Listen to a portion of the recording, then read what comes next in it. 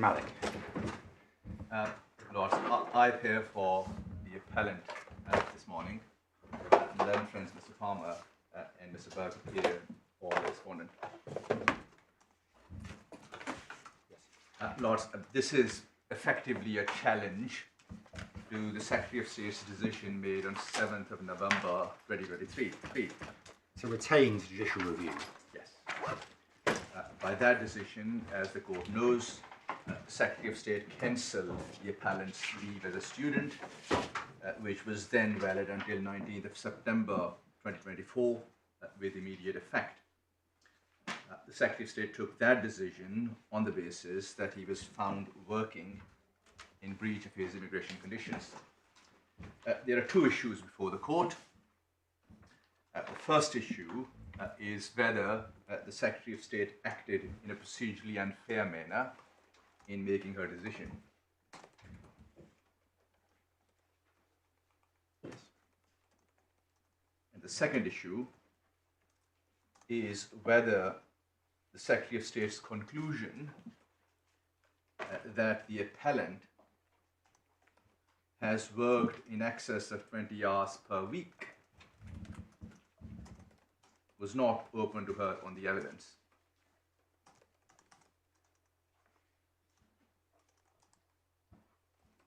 Well, I understand why that was an acute issue given the way the judge dealt with it, but we're not dealing with that now. We're looking at the decision, and as I understand it, the respondent's position is that it was clear as of the date of the interview that your client had been working over 20 hours a week for several weeks. And so the 7-day point doesn't arise on the JR, does it? Well, I shall seek to persuade you that this is a live issue. But what I propose to do, and of course subject to any observations, is really focus on the first issue. Yes. And will not take more than 5 minutes when addressing you on the second issue. Yes. But I will explain in due course as to why I submit that the decision was one that was not open to the decision maker. Yes. If it's helpful for you to know, we have had the opportunity to read just about everything quite carefully, including the witness statements, both from the respondent and your clients. I think 3 statements, including the revised one, whatever that may mean. Yes. Yes. I'm very grateful for the indication. Yes. So we're pretty familiar with the background facts and the evidence, but you must take your course. Thank you. So in those circumstances, I'll start by addressing you on the first issue. And again, subject to any observations, I will address you first to the law. I will take you to the relevant immigration rules, and will then take you to 3 relevant authorities, and then to the Secretary of State's policies. Once I've addressed you on the law, I'll then make some very brief submissions on the facts, of course, bearing in mind what you've just said, that you have read everything. So I'll start, therefore, with the rules. We have the relevant rule behind tab 2 of the authorities bundle. Now this is paragraph 9.8.8. This is the paragraph that the Secretary of State used when making her decision. There are 3 words that I would respectfully invite my lords to highlight in this provision. The first is may,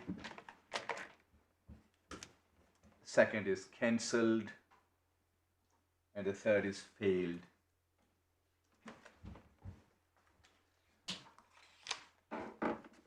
Where the Secretary of State applies this particular rule, the Secretary of State makes 3 distinct decisions.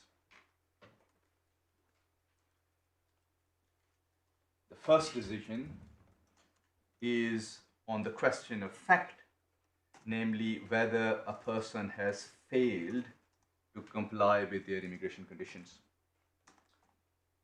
If there is no such failure, there can be no cancellation. The second decision that the decision maker takes concerns the question as to whether leave should be cancelled in the exercise of discretion. That relates to word may. It's discretionary. In other words, even where there is a failure to comply with immigration conditions, the Secretary of State may decide not to cancel leave. This can be the case, for example, where the breach is inadvertent or innocent, or where there is a good reason for it, or where the breach is inconsequential.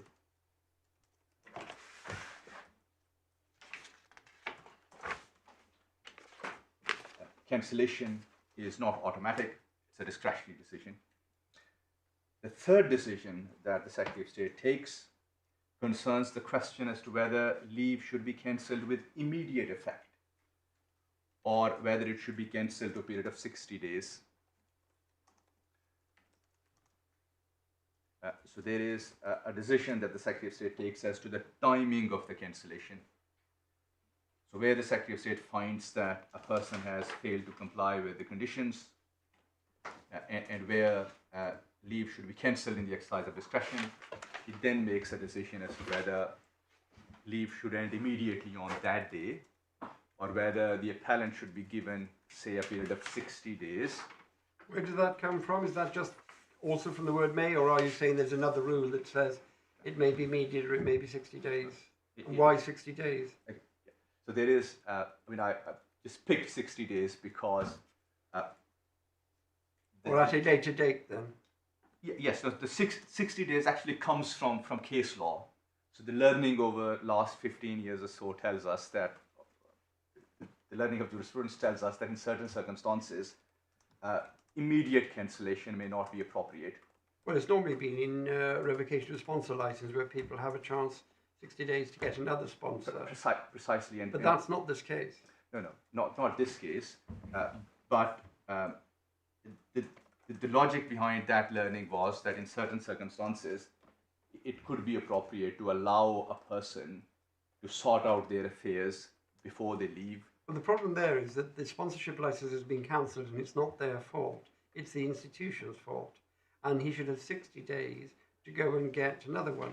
I'm not saying you could defer the cancellation of leave, but where somebody is told you can come to this country and you can work, but only for 20 hours, and he worked more than 20 hours if that were the facts. Yes. It's a very different case to say Yeah. he should have 60 days. 60 days to do what? He can't rectify the breach. So take the example, my lord, of a student who is in the final month of his course of study. He is found working in breach of the immigration conditions, but the evidence is that he will complete his course in 30 days. He can, in my respectful submission, legitimately ask the Secretary of State if there is a finding of breach, and if there is a conclusion that cancellation should follow, that, well, don't cancel my leave with immediate effect. That wasn't this case either, was it? Yeah. I'm just making a point at this stage that there are sort of three distinct decisions that the decision maker takes. This all feeds into your case as to what would be procedurally fair. Precisely, yes. So the reason why I have made this point at the outset is because the case law tells us that the common law duty to act fairly applies to all three decisions that the decision maker takes.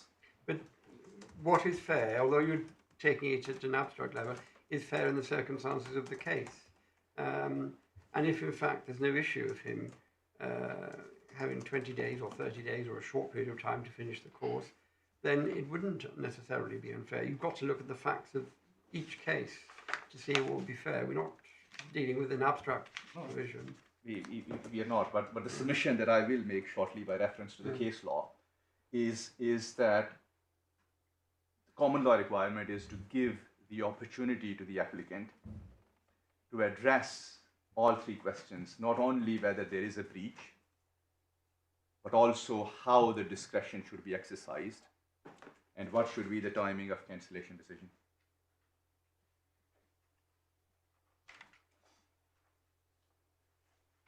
Now, the context, my lords, in which you will consider the common law requirement is that a finding that a person has breached immigration conditions is a finding that comes with very serious consequences. The court knows that it is a criminal offense if a person knowingly breaches immigration conditions. This is section 24, subsection 1 of the 1971 Act. If a person's leave is cancelled with immediate effect, the person becomes an overstayer. Residing in the country as an overstayer is a potential criminal offense. The person is pushed into what was once called by the government as hostile environment. You cannot work. If someone employs you, that person commits a criminal offense. That person is liable to civil penalty. You have no right to rent the property, no right to drive, so on and so forth. If you make an in-country application for further leave to remain, that application is refused on the basis that you have breached the immigration law. If you leave the country and make an out-of-country application, that application is refused on the basis that there is a previous breach and you face a ban. Your liberty is at stake, as we know happened in this case. You may be detained. So this is the context in which, my lords, you will consider common law requirement and how it applies to this case. So moving on then to the case law, you have quite a lot of authorities in the bundle, but in my submission, all you need to do to resolve this case is to look at three authorities. The court knows, of course, that the lead authority on common law fairness is the judgment in duty. Over the years, as the court knows, there were discussions and debates as to the nature and scope of duty principles. But the Supreme Court brought an end to those discussions and debates in 2014 with its judgment in Bank Malad. So instead of taking you to duty, I'll take you to Bank Malad. Is there any case specifically on the fairness requirements in this context? Because it came up a lot in the admin court. In immigration context? No, in the context of somebody who says I wasn't treated fairly in connection with an allegation of breach of conditions, because it's happened a lot in the admin court, so I'm surprised there isn't a decision to which we'd expect counsel to draw our attention either in the admin court or this court, but you say there isn't, is there? Certainly, I'm not aware of any authority of this court that dealt with a case as to the breach of immigration conditions in the context of common law duty of fairness. There are authorities that I will take you to that are quite similar to this case, but not precisely. Is there any high court, I admit we're not bound by it, but is there any high court case on how the common law principles of procedural fairness operate with an allegation of breach of condition?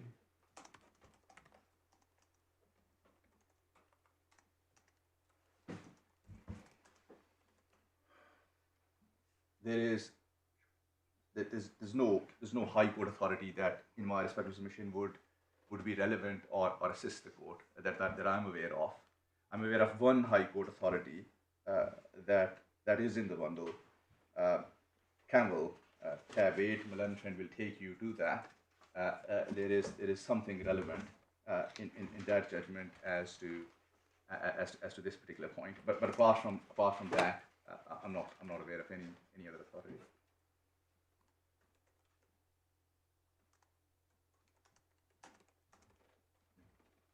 I think So Bank Mallet. Bank Mallet, tab 6. This is Lord Newburgh. Yes. So if you go to paragraph 179. And what was the case about? Because the context is very important. Yes. So this is. Who was doing what to whom?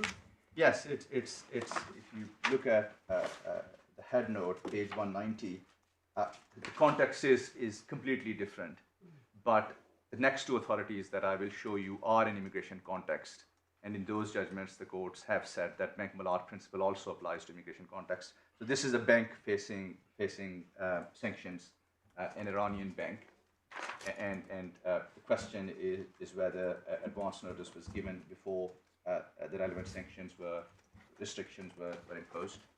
So they believed that the bank was engaged in the process of helping Iran develop or producing of your weapons. And what happened? They didn't tell the bank that, is it? Or Yes, that was one of the many grounds. But the paragraph that, in my respective submission, lays down a general rule that applies across different jurisdictions is at page 307. So if you look at the text just above paragraph 179, you'll see the famous duty principles, that where a person is adversely affected by the decision, then very often common law would require the person to be given an opportunity to make submissions either in advance or after the decision is taken, with a view of persuading the decision maker to come to a different conclusion. So that's duty. The summary of the case law, the analysis earlier, is at 179. Where Lord Neuberger says that the rule, this is now the common law rule, is that before a statutory power is exercised, this is cancellation of leave in this context. Any person who foreseeably would be significantly detrimentally affected by the exercise, certainly a person whose leave is being cancelled, should be given the opportunity to make representations in advance. There are two exceptions. The exceptions do not apply. So the rule is, put it simply, an opportunity to make submissions in advance if a decision of this sort is taken.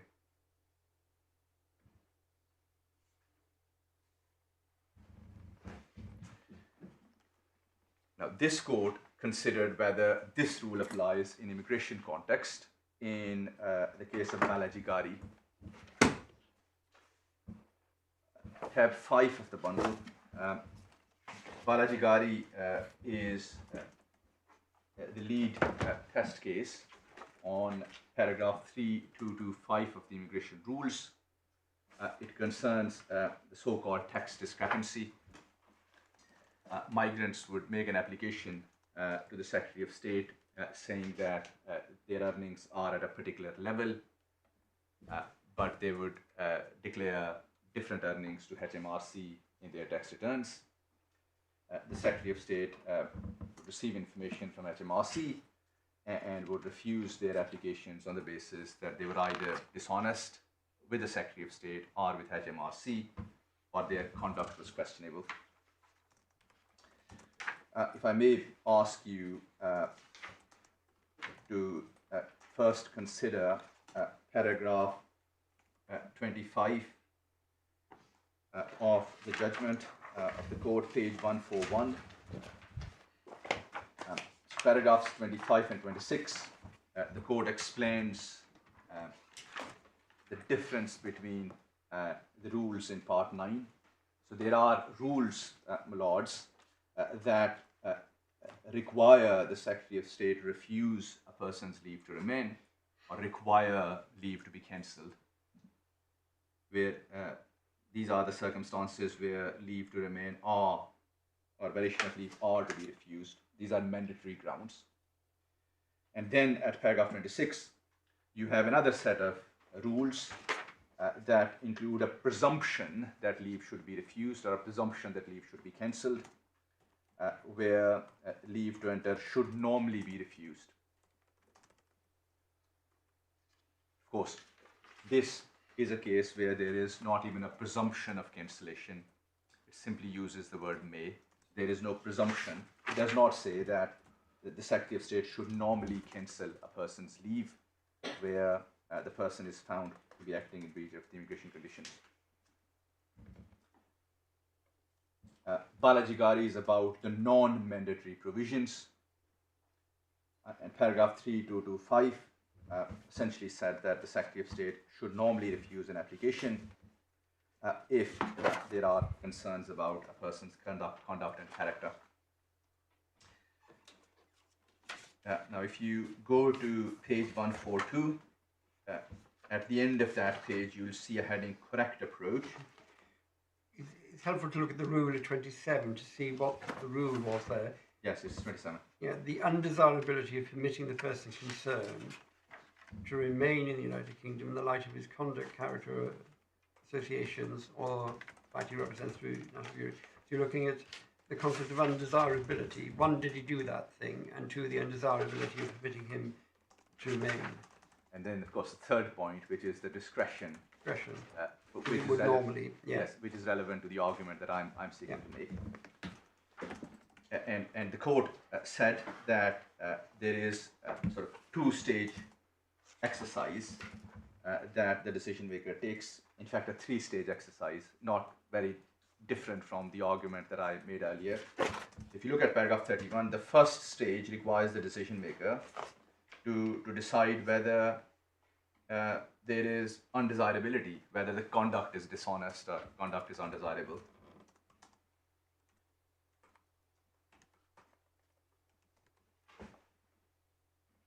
So paragraph 31. Sorry, no, paragraph 33. 33. You see heading the correct approach. Yes. Just above paragraph 33. Yes. So the submission, and the submission is accepted, is that the first stage is to decide whether paragraph applies at all. In this context, whether there is a breach at all. And the second stage is how the discretion should be exercised.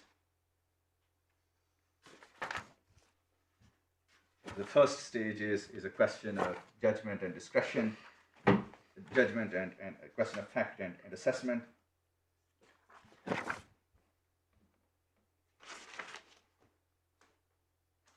And that is dealt with at paragraphs 34. 34 is the submission of counsel, of course. Yes, but if you look at the 33. If you look at the last 33 is the correct approach. Yes. Yes, and if you look at the last sentence of 33, the court says that the analysis seems to us to correct in principle, so they endorse the submission that is made. Well, they endorse what they say in 33, but 34 is slightly different, but I don't think we need to argue about it. But 34 is not actually the decision of the court, 33 is. Yeah. So 34 is essentially the first part of the exercise. The Secretary of State makes a factual assessment as to undesirability. Now, in this context, that means that the Secretary of State makes a factual decision as to whether or not there is a breach of immigration conditions. Yeah. Now, if you go to the next page. Well, in 34, it does say at the end, yes. Correct and helpful analysis. Yes. Of the first stage, yeah. The first stage. So, in this context, the first stage would be whether there is a breach. But once there is a finding of breach, that's not the end. Because if you go to the next page, and if you look at paragraph 39, you'll see a heading, second stage discretion.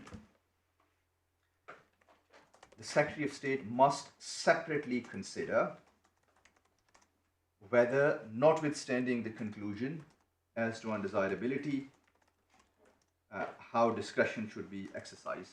Of course, in that context, there is a presumption, but here there is no presumption. And the Secretary of State then considers all the circumstances and then decide how to exercise discretion.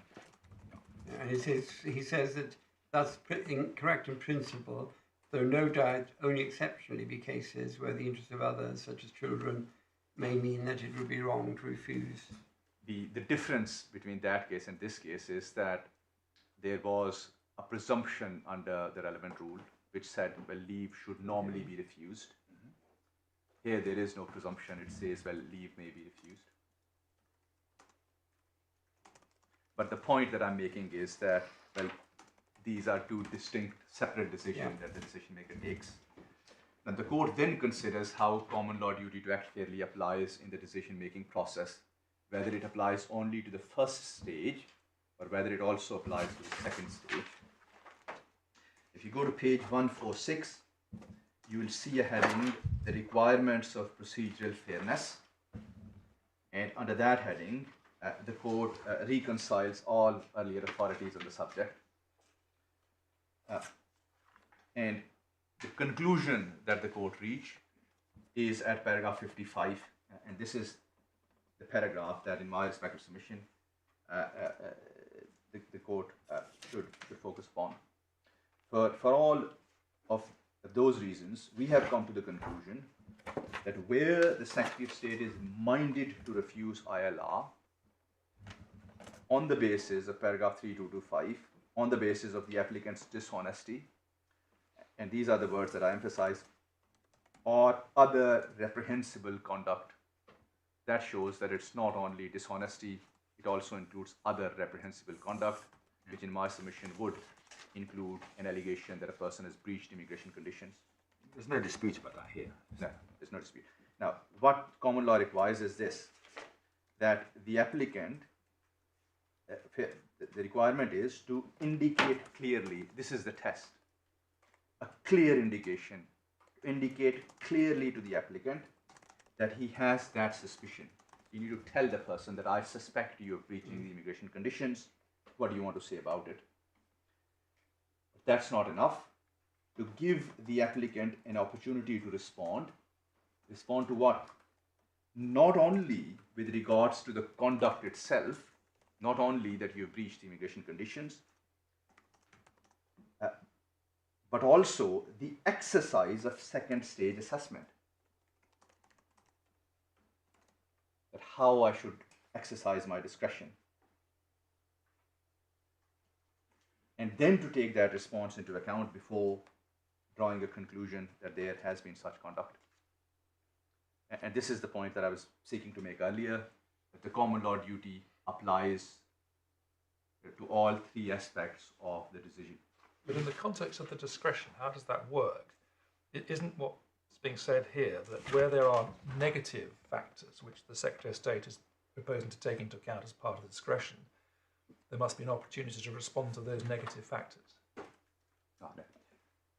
So where the Secretary of State in this context has a suspicion that a person has acted in breach of the immigration conditions. That's the first stage. That's the first stage. Yeah. The Secretary of State would put to that person, that I'm minded to cancel your leave because I suspect that you've breached your immigration conditions. What do you want to say about this? The person will put forward the explanation.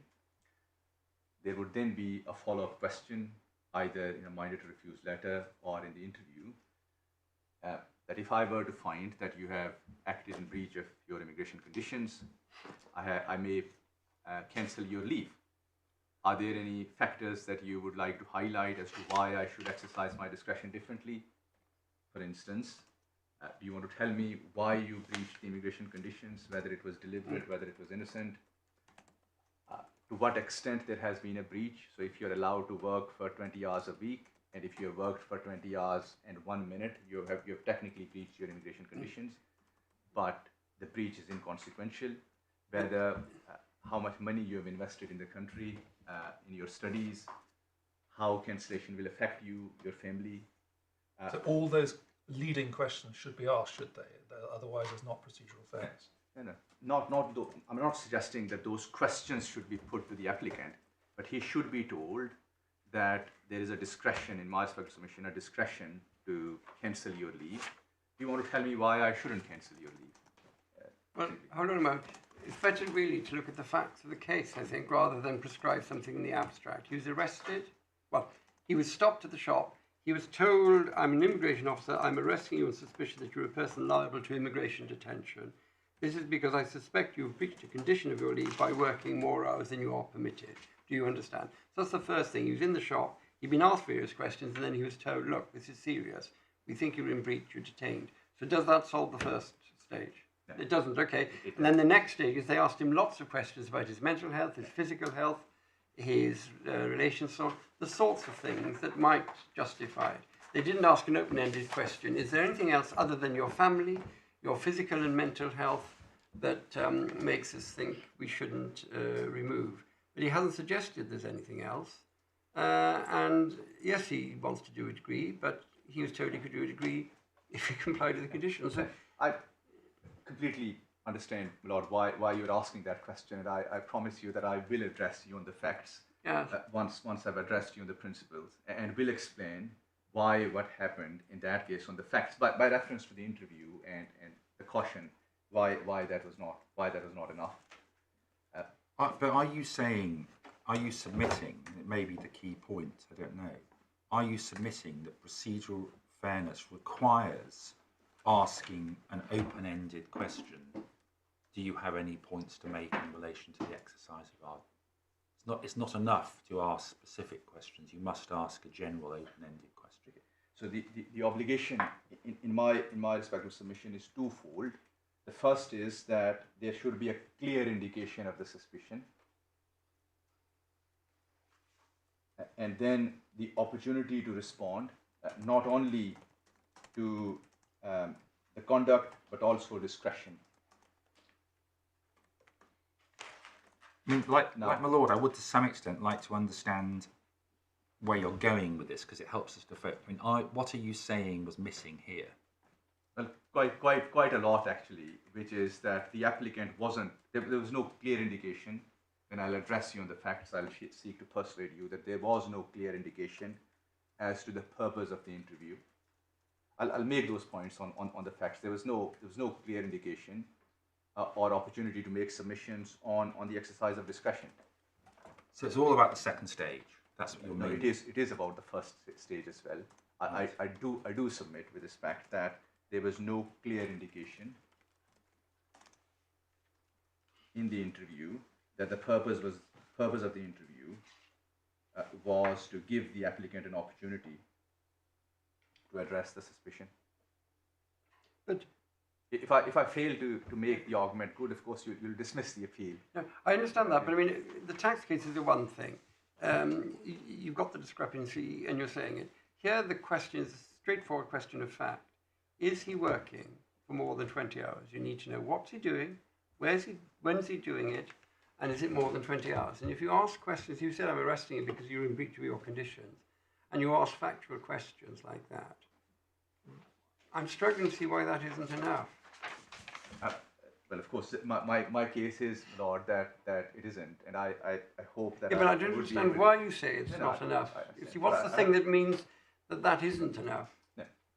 Lord, I hope that by the end of my submissions, well, I'll make the point good. But if you, I think you're very you're entitled to be determinedly going through the law first. So let's do that first. that's what I propose to do. Yeah. So on that, can I just be clear on this second aspect of the discretion? I think your submission is that the procedural fairness requires, as my lord asked, that the person is told Yes. that there is a discretion to be exercised and asked, do you have anything to say in that regard? That is my submission. Yes. This is in my respect submission what the court is saying at paragraph 55. So it's not enough to simply say that, well, tell us whether or not you have breached an immigration conditions.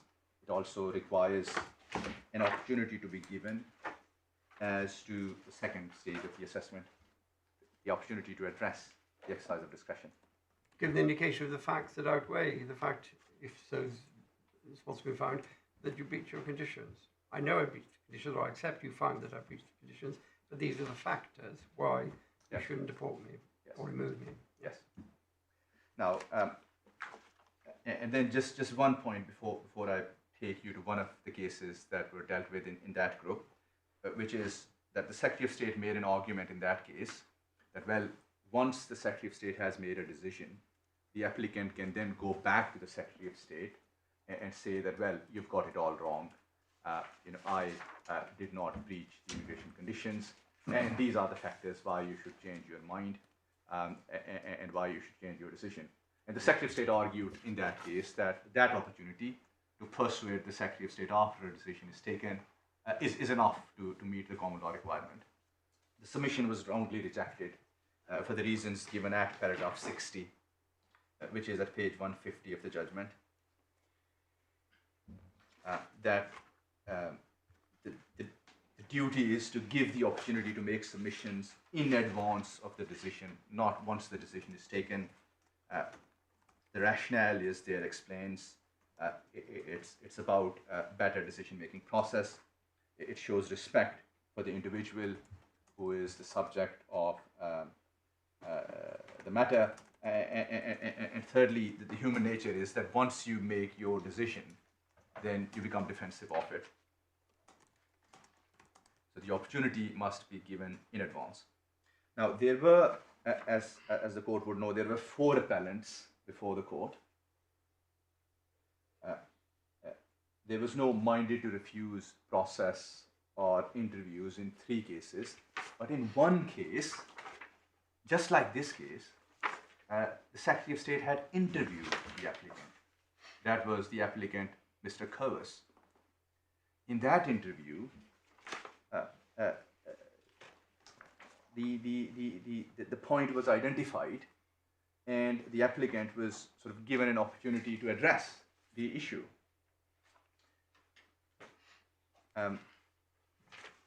At the Court of Appeal, the Secretary of State argued that, well, irrespective of what is the case about other appellants, well, surely an interview with that appellant was enough to meet the common law requirement.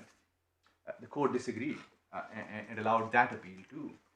Now, may I just take you to page 169 of the judgment just to show you why that had happened and how that is relevant to this case. And this may assist the court in relation to the point, Lord, that you were making about asking direct questions in the interview, direct factual questions.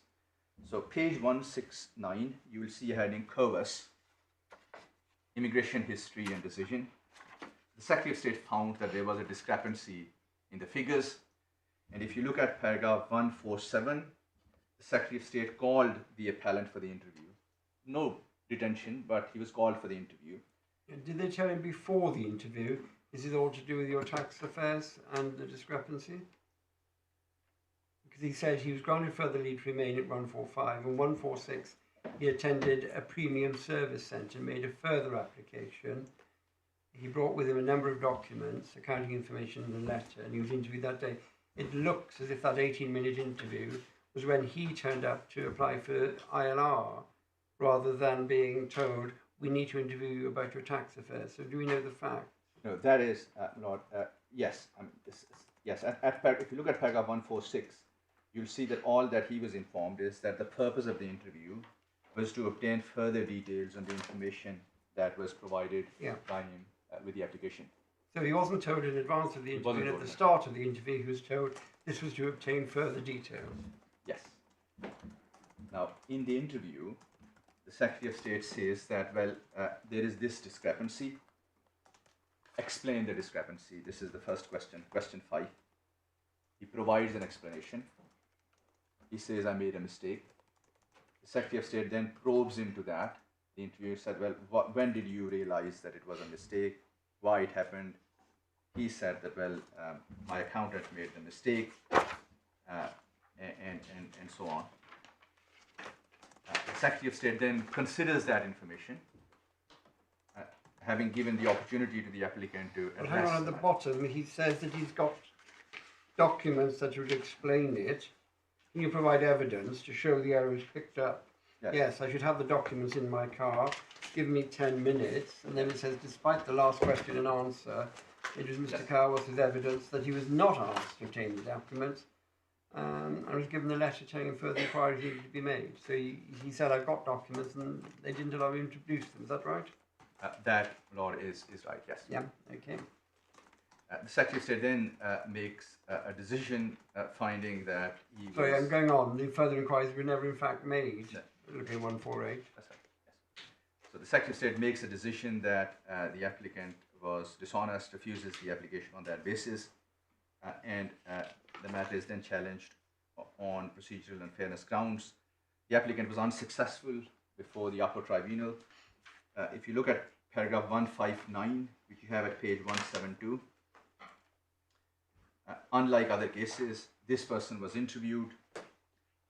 You'll see the submission that the Secretary of State made that met the procedural fairness requirement. That was Mr. Curvis' opportunity to explain the discrepancy. The point wasn't so much about the paperwork, but that was the opportunity to provide, to explain the discrepancy. The court said that there was force in that submission, but then explained why that submission was not a good submission. The reason is at 160 that first is that it wasn't really fair to expect that Mr. Curvis would give detailed and definitive answers to the accusation of dishonesty without prior notice. So you send, and You've got to read the whole of the paragraph. Yes, of course, the and then the contrary next seems to depend on the assumption that he should have known what was in the Secretary of State's mind and should have come prepared to face an interview in which he'd have to give a detailed explanation of the original error. Yes. And a small but telling detail is that when he was asked to explain how the error was detected, he said he did not have the documents, but he could get them from the car, Yep. get them from the car, and he wanted to do so. Yep. So it's all of those things that Yes. constitute Yes. the reason for finding unfairness, not Yeah. one alone. No, I completely accept that. So the point, my lord, is that the fact that there is an interview on its own does not make the decision-making process fair. As my lord, you have rightly pointed out, you have to look at the sort of questions. Well, what he was that- told in advance and what is Precisely. the nature of the decision. What is the nature of the decision? What did he say in answer to questions? I mean, of course, when he said that I had documents in the car, the point is that there should have been more probing into that. The secretary should have said, well, bring those documents. I want to see those documents.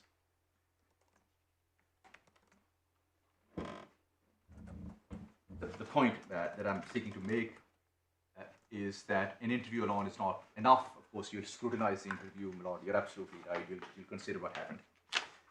So this is Balaji Gari. Just one final authority. Should we just note what paragraph 163?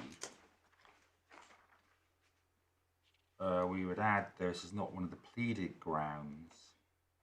The Secretary of State's reasons were also formally vitiated by a failure to consider explicitly whether the dishonest conduct was undesirable and Yes. exercise discretion. Yes. But if these were the only errors, it's hard to see how they could have been material Yes. unless some special circumstances have been relied upon. That's, I mean, of course, in this case, there isn't a ground of challenge that there was no second stage assessment. That isn't the point. The point is about fairness. So what happens in these sort of cases is that at times the Secretary of State simply omits the second stage at all completely and forms the view that there is a breach. That means that leave should be cancelled, full stop. If that happens, then there can be a challenge on the basis that there was no proper appreciation or So exercise. there was an exercise of discretion. There was. I'm not. Yeah, taking- and was that fair or procedurally unfair? What? It was unfair. So that's Because he wasn't told that there is a discretion. He wasn't not given told there's a opportunity- discretion. So not given opportunity to. what are the special circumstances relied? You see, he doesn't have to have them here because it's the presumption. But what are the factors that indicate, assuming it's correct that he breached his conditions, what are the factors that are relied on now as showing that if only he'd been asked, are there factors, he would have said, well, of course there are factors. They are these. Where do we find those factors? Lord, I'll be really very grateful if you just allow me to Okay, show you go one on. further authority, Right. and then I'll spend all my time on the facts.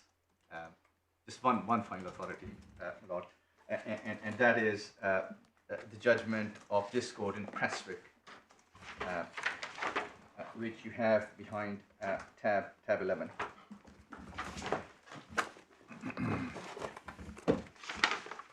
So Prestwick is a case where the Secretary of State revokes a sponsor license of an employer.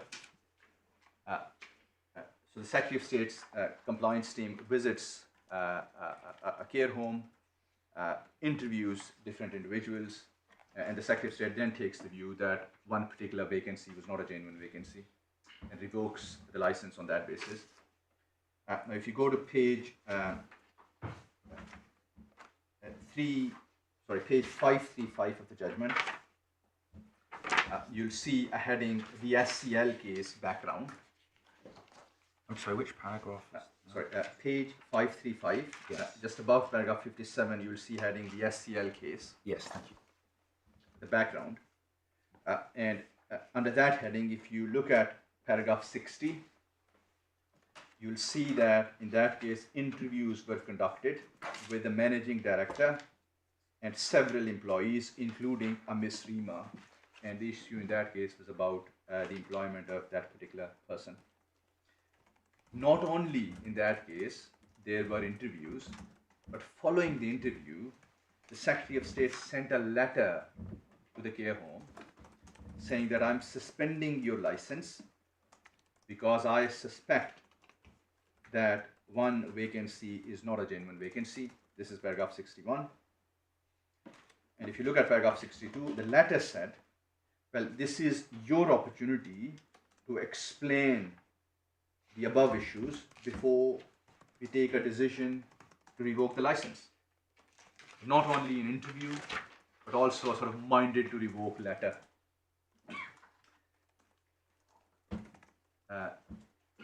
The care home makes representations in reply. The Secretary of State considers those representations, and paragraph 64 decides to revoke the license.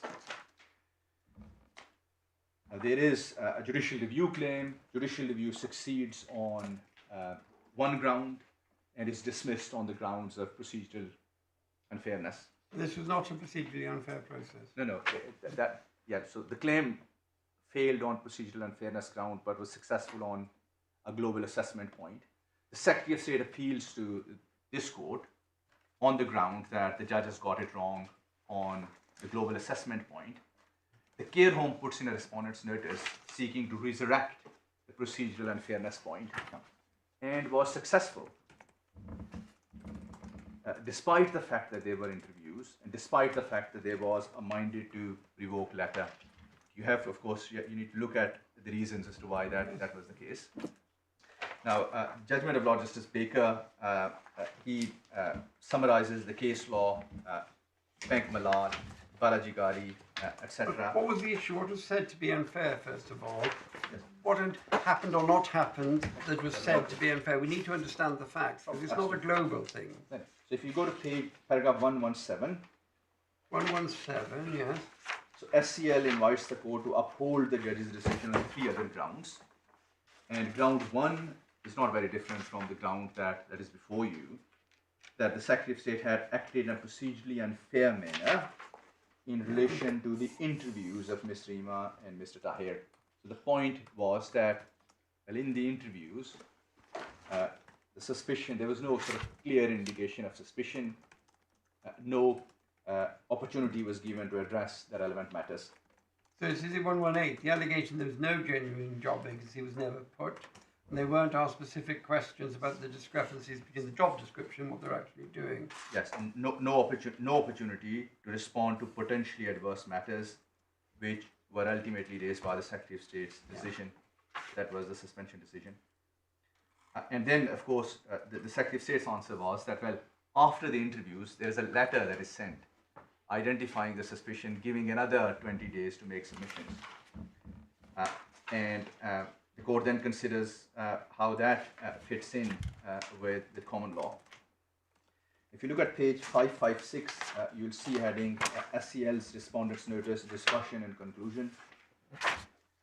And there are 4 principles that Lord Justice Baker identifies that comes from, based on case law.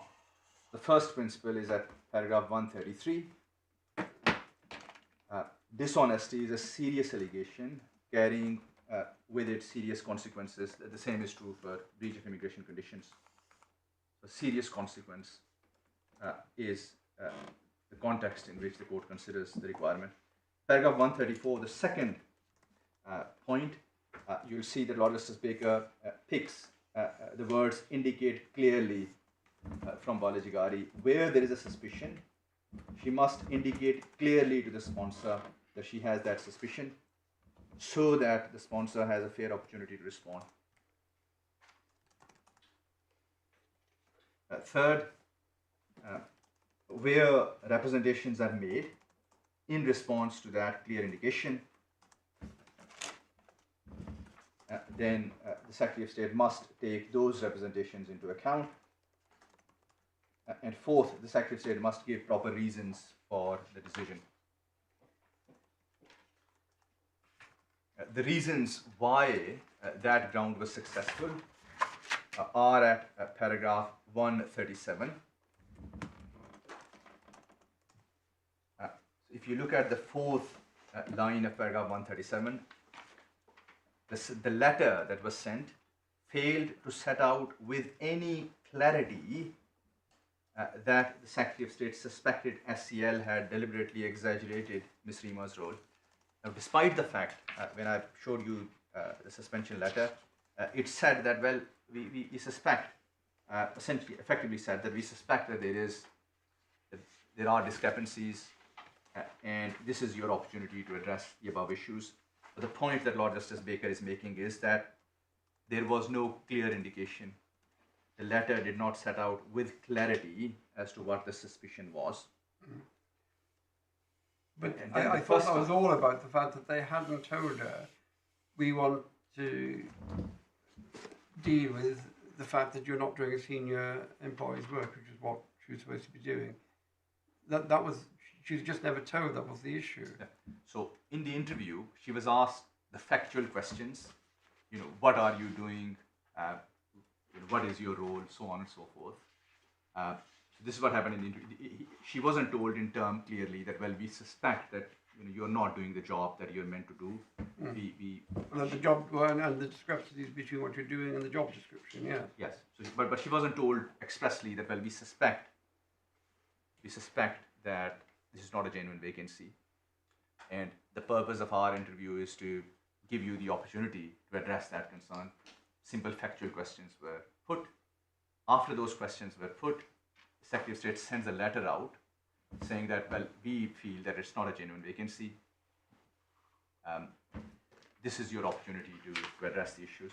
But the point that is being made is that there was no clarity. There's no, so where you are, and then if you read the middle of that paragraph, the first time the Secretary of State expressly told that there was exaggeration was in the revocation letter. So there is a requirement to expressly, very clearly tell the person concerned. Because here it isn't enough this that is- there is a discrepancy, that there has to be the further stage that discrepancy leads to the conclusion that it's been deliberately exaggerated Yes. to suggest that there is a vacancy when there is not. Yes. Yes. And that was what was not put.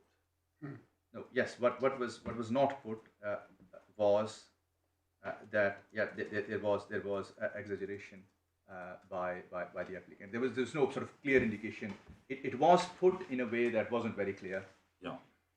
But the test is clear indication. But it was the company sponsorship license that was being withdrawn, and the company weren't told, you are deliberately exaggerating these people's roles, aren't you? You're lying on your job description. It's not what they're doing. The company was never told that. So asking some general questions of an employee, but not saying to the company whose license is being taken away, we think you are falsifying these employment allegations. That's what was missing there. So the company's managing director was interviewed. Yes, but he And wasn't this- interviewed about these roles, was he? Yeah. No. Yes. No. He was also asked the same factual questions, and then a letter was sent. If you wish to see the content of the letter, the notice that was given in advance, this is paragraph 61 of the judgment. I mean, was he told, we think you are falsifying the details of your employee? Yes. No. He was told that we are not satisfied that the role represents genuine vacancies in your organization. This is paragraph 61. Yeah, that comes after they've decided to suspend. Yes, but the challenge is about the revocation No, I decision. understand that, but I've lost the plot for a moment. This is about an employer's license being revoked. Yes. There was an interview with the manager of the company, and there was also a question with some employers. Yes. And the license was suspended. And at that stage, they'd never been told at the time of the suspension or before the suspension that they suspected that there was a deliberate exaggeration of the details. No. Is that right? No. So they were told. So after the interviews, the Secretary of State sends a letter out to the employer saying that we do not consider that these roles represent genuine vacancies. Yeah. Take the suspension point first. Yeah. And we therefore. Before they suspended, they hadn't asked or told them, we suspect that you're deliberately exaggerating. So they suspended, first of all, Yes. without putting those allegations Yes. to them. Right. So we then move on to the next stage. At what stage and what were they told about revocation? So we need to see what they were told about revocation, because this says they weren't expressly told about the you are deliberately exaggerating it. So we need to look if we've got it in this case. It's paragraph 61. So following the visit, a letter was sent, Right. and that letter suspended the license. And within that letter, That was the extent of it. We were not satisfied that they represent genuine vacancies. yes, And then the judgment of 137 is we don't think that's enough because Yes, they didn't say that the basis for drawing the inference between the discrepancy was deliberate exaggeration. yes. But if you've read, Lord, I'm very grateful. Paragraph 61. If you just look at paragraph 62 as well, this is another quote from the letter.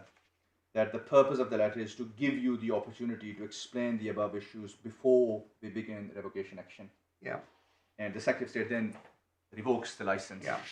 And the proposition that I'm seeking to put before the court is that the law requires nothing more, nothing less than a clear indication. A clear indication. Yeah. I think what I'm trying to establish, but I think we have established it, you need a clear indication. Clear indication of what? And what 137 seems to be saying is you need a clear indication that of an allegation of deliberate exaggeration, deliberate falsification, and that wasn't put. Yes. So it's what was the clear indication about is what I'm trying to find out as a matter of fact from this case. But we've got it now, I think. Yeah. So clear indication, Lord is right, that there was no clear indication that there was deliberate exaggeration. And then what was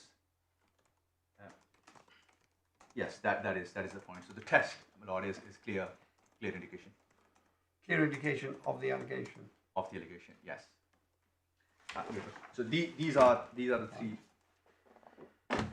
three authorities, Lord. Can I just quickly show you the two relevant policy documents, just to show you what the Secretary of State says about the case law that I'm taking you to? They weren't enforced at the time, were they? As far as it applies to this decision. No, But they were followed in practice, she says. my lord, if you go to page, tab 3, you'll see the cancellation and curtailment of commission guidance. This is the document that the Secretary of State has produced and referred to in the pleadings. There was, this is version 7. There was an earlier version. There is no material difference. The reason being that within this guidance it tells us what the difference is, but it's common ground between the parties that this is the policy that sets out the Secretary of State's practice. But the earlier version was in force at the time of the decision, was Yes. Lord, may I take you to page 57 of the bundle?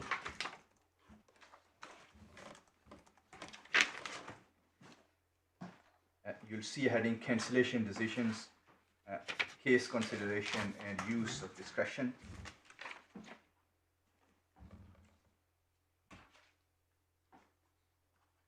And if you look at the heading, requesting further information before cancelling, there is a reference to Balajari, and the Secretary of State says that where the Secretary of State is considering cancelling permission on the basis of false representations, etc., which includes breach of conditions, the applicant must be given an opportunity to address any allegation before the decision to cancel is made. See also the other guidance. This is the next guidance that I will take you to.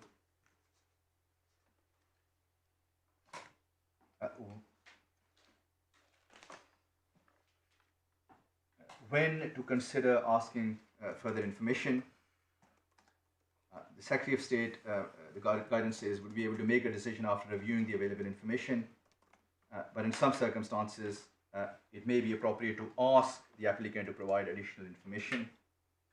And then you have guidance on the actual interviews at page 58. There are certain cases where the Secretary of State must give the applicant an opportunity to address an allegation before a decision is made. And then the next sentence that I would respectfully invite the court to consider highlighting, UK VI staff primarily, so this is the primary practice, primarily follow the minded to cancel process. Is this actually talking about breach of conditions, or is this about something different?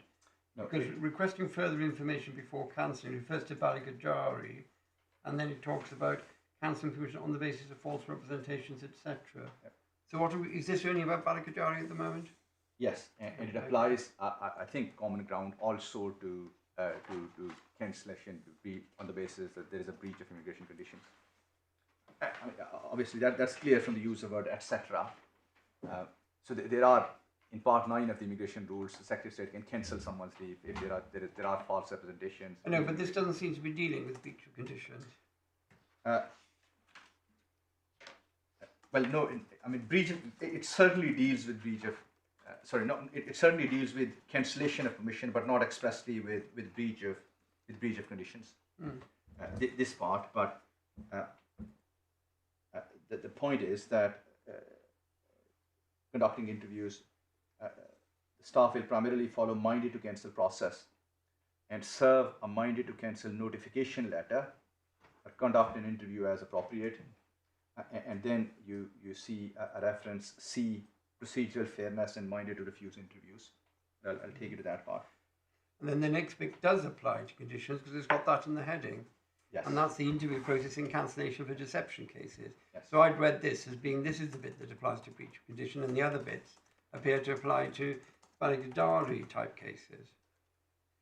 Well, you'll hear from a learned friend, but I doubt if Milan That's friend what he would, says, right? Okay. Yeah.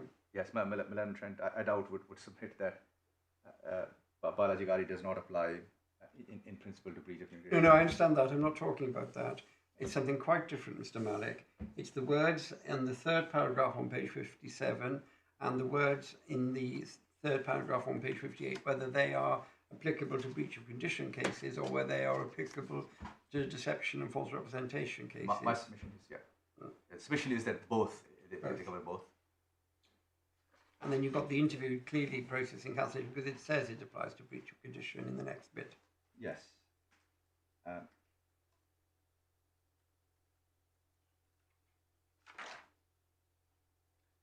So that is the part that deals with this. And if you then, just bearing that in mind, look at the next page, you'll see heading use of discretion when considering cancellation. This puts beyond doubt that the Secretary of State accepts that this is a two-stage, if not a three-stage process. If in cases where reasons for cancellation are discretionary, you must not automatically cancel permission if there are reasons to suggest that it may not be appropriate to do so. It is the Secretary of State's responsibility to establish the reasons. You must consider relevant facts, consider carefully circumstances relevant to the individual before you make your final decisions.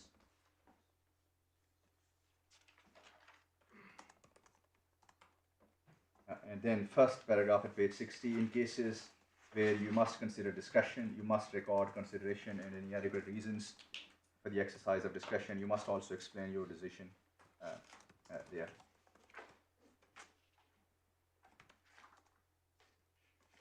So this is the first stage and the second stage. But then if you go to page 63, you will see the third stage of the decision-making process, which is deciding, the heading at page 63, deciding the date of expiry for cancellation of permission. This is, in my submission, relevant. So you'll see that 60-day comes from that. It's based on the earlier case law. You must refer an individual's case to a senior caseworker for review where any action is being taken outside of the ordinary approach. Is the ordinary approach immediate curtailment then or not? No. So if you then look at the heading cancellation of permission with immediate effect, in certain circumstances, the Secretary of State would cancel. The policy is to cancel with immediate effect. Not this case. If you look at the text, you'll see that there are references to other paragraphs. For example, where there's a criminal conviction, an exclusion order, a person's presence is not conducive to public good, where a person is persistent offender or have committed offences causing serious harm. So those are the sort of cases where immediate cancellation is the norm. But then if you look at the next page, page 64, cancellation with immediate effect on discretionary grounds. So the first set are cases where cancellation is automatic. This is discretionary cancellation. But if you look at the list, you'll see that this case wouldn't squarely fit in any of those cases. So for example, the first bullet point where a person has been complicit for the reasons of cancellation, for example, where there is sort of fraud or a license is obtained, where there is the level of non-compliance merits immediate cancellation. So the Secretary of State, of course, appreciates that the level of non-compliance is, this is the point that I was making. If, for example, someone is allowed to work for 20 hours, he works for 40 hours, that double the amount, that would be relevant. But if that person has worked for, say, 22 hours a week. Well, why is it relevant? You're allowed to work up to 20. If you're working above 20, you're in breach of your conditions. But they're not, at a general level, there may well be good reasons for a person to breach the immigration conditions. There can't be, because it's you've given leave on condition. There can't be good reason to break the rule. Not this case, obviously, but take the example of a nurse who's working in a hospital, an accident emergency. There is an emergency. The nurse needs to cover the shift, and that resulted in breach of the immigration conditions. The Secretary of State will not refuse or cancel leave on that basis. But if there is a genuine misunderstanding, the breach is inadvertent, there's a mix-up, the person believes that he's allowed to work in excess of 20 hours, genuinely believes that he's allowed to work in excess of 20 hours. Does it not say in your letter or your passport? It does, but, well, it does. So during the term time, there have been, of course, instances. During the term time, you're only allowed to work for 20 hours. There can be a confusion as to what that requirement actually entails. So what does 20 hours per week means? There can be a confusion as to when the week actually starts. Is it 7 straight days or from Monday to Sunday? And that'll be a question of whether there's a breach, not discretion. Yeah. If he hasn't done 20 hours in 1 week, or more than 20 hours in 1 week, there won't be a breach. The point is that, not this case, but the point is that there can be genuine misunderstanding. A person may inadvertently breach an immigration conditions, why the Secretary of State would then say, well, the level of non-compliance merits immediate cancellation. The Secretary of State knows that the level of non-compliance is relevant. So, for example, if someone has worked a minute more than 20 hours, that is inconsequential. But if someone has worked well in excess of 20 hours, that is more significant. But level of non-compliance is relevant, where an individual poses a risk to members of public. But you'll see that this is not a case that falls within that list, where cancellation with immediate effect on discretionary grounds is justified. And then you'll see a heading, cancellation, individual has a period of permission remaining. You'll see a reference to the judgment in Patel. This is where the concept of 60 days was first. That's for sponsorship. It's got a particular context. The sponsor's license is gone. It's not the fault of the individual. And he's got 60 days to find a new course. Yes, but this part of the policy is not only about that. No, but a lot of it is clearly dealing with that. Patel deals with that for sure, of course. Yes, where is about a student. Can we just get back, sorry, to the passage you were on? Because you were dealing with the section headed cancellation with immediate effect on discretionary grounds. You gave us a number of examples why the discretion should be exercised against cancellation at all, the nurse example, for example.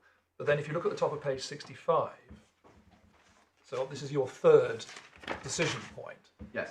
The passage there seems to suggest that once you decided to cancel, you should normally cancel with immediate effect. So that seems to be the normal thing to do, unless there are special circumstances. But that's in the cases that are Fall under the list. that are referred there, not the normal case. Ah, right. So in those sort of cases, cancellation with immediate effect follows. Right, I see. Yeah. This seems to me to be primarily dealing with the points-based system, and the employer, the sponsoring license is gone, and then they're saying normally cancel straight away, but you get 60 days to find somewhere else. No. But it does cover other things. You've got sham marriages and so on. Yes, no, I mean, certainly this is not simply about points-based system, for sure. No, it covers other things. It doesn't Things like an individual proposes a significant risk to members of the public or there are other things. domestic There's violence. nothing there about breach of condition. It doesn't tell you one way or the other, does it? No, I mean, that's the point. I mean, for example, in this list, it does not say that where there is a breach of immigration conditions, cancellation with immediate effect follows. So it's ultimately a discretionary decision. That the point that I'm making is that it's ultimately a discretionary decision. The policy doesn't, neither the rules nor the policy compel the Secretary of State to cancel leave with immediate effect. Once the Secretary of State has made a factual finding that there is a breach, Secretary of State then has to, in my respectful submission, step back, give the opportunity to the applicant to explain how discretion should be exercised, and having received those submissions, make a decision as to whether discretionary cancellation is justified. If it is justified, whether it should be with immediate effect or whether the applicant should be given a period of time to address his affairs. Well, my understanding of your submission is that under this policy, on the situation that we're concerned with, the ordinary approach would have been 60 days cancellation. Is that right?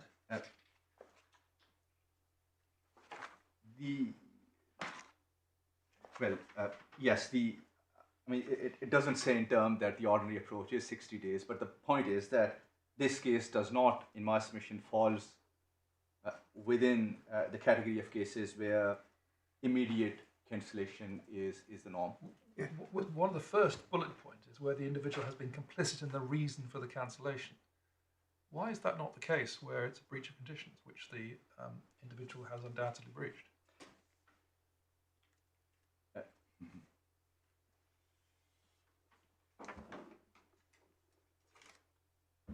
If you look at, Lords, then the bullet points, then the next few bullet points, you see the context in which that point is made. The first point is about being complicit that resulted in the revocation of the license, not this case, where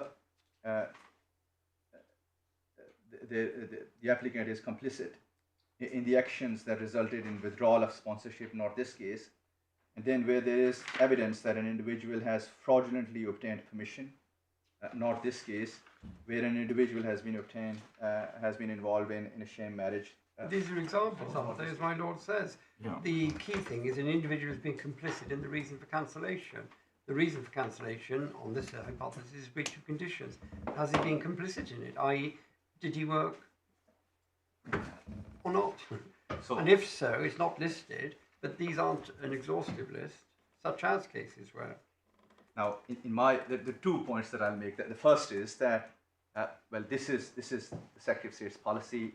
There could have been another bullet point which says that, if you are found working in breach of immigration conditions, that's It not doesn't the need case. to, because why isn't it in the opening? No, complicit.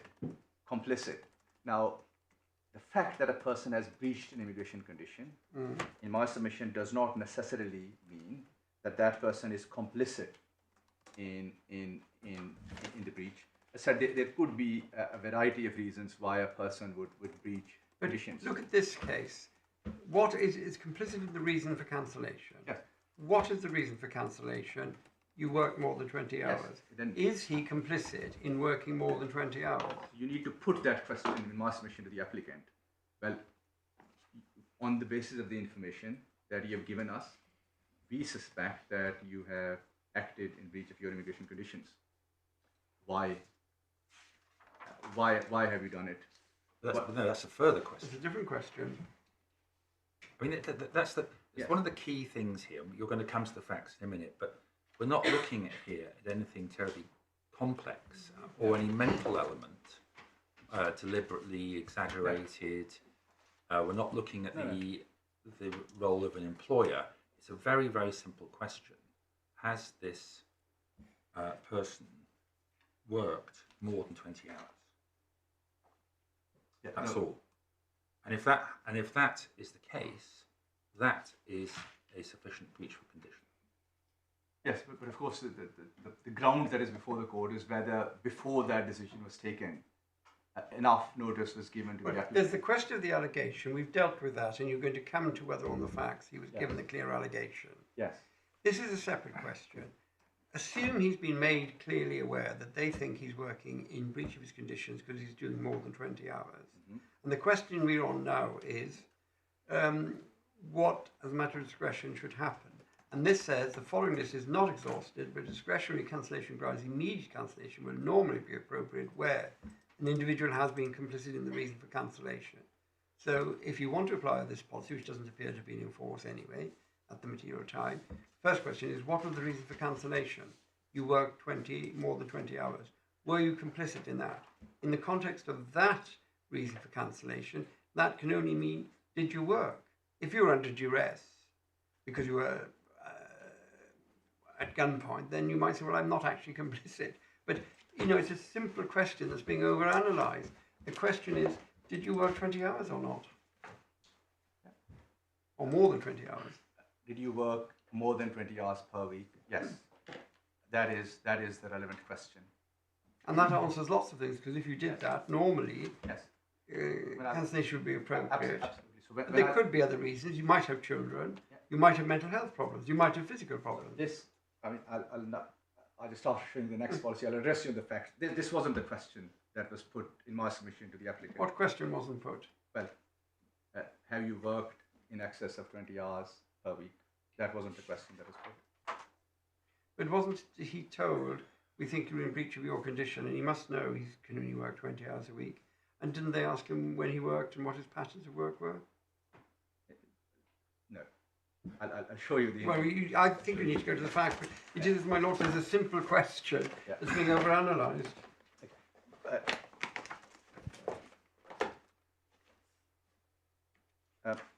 My lord, on that premise, if you take the view ultimately that, well, this is a person who falls within the first bullet point, that a person has been complicit in the reasons for cancellation. Again, my lord, this is still a discretionary decision. Word normally appears just above the bullet points, and word normally appears on the next page as well. So you got in my submission to give the opportunity to the person to address the exercise of discretion as well. But neither your grounds of appeal, as they were, nor your challenge on a judicial review basis is that the Secretary of State didn't comply with her policy, is it? I'm not sure how much we really get from all this. Now, the point that I'm making is, as I said it out outside of respect, was that there are three separate decisions that the Secretary of State takes, and the common law duty applies to all three decisions. Yeah, but I think what I would find most helpful is to look at what actually happened here that caused those principles to be breached, and whether it actually makes any difference. Yes. My Lord, can I just show you one further passage, and then we are done? You just got to show us the further policy you want to show. Yes, yes, right? that's the passage in the further Let's look policy. at that now. So it's tab 4 of the authorities bundle, and it's page 123. What is this about? Because I've looked at the heading suitability, false representations, deception, false documents, non-disclosure of relevant facts. Before we turn to it, is this about conditions, breaches of conditions? It is in my submission about false representations, false documents, and also about breach of immigration conditions. Right. Then you'll show us where in the guidance it says that this applies to 9.88 or whatever it was, as well as the other ones. Because it looks, when it says about this guidance, that it's talking about different paragraphs. Yes, but you'll hear from a learned friend, but I think it's common ground that this policy applies to Part 9 generally, to all reasons, general grounds for refusal. Well, can you show us anything in the policy that says it applies to 9.8.8? There isn't, my Lord, anything that says. The policy is one, my Lord, that the Secretary of State has cited in defending the appeal. So page 123, you'll see a heading procedural fairness.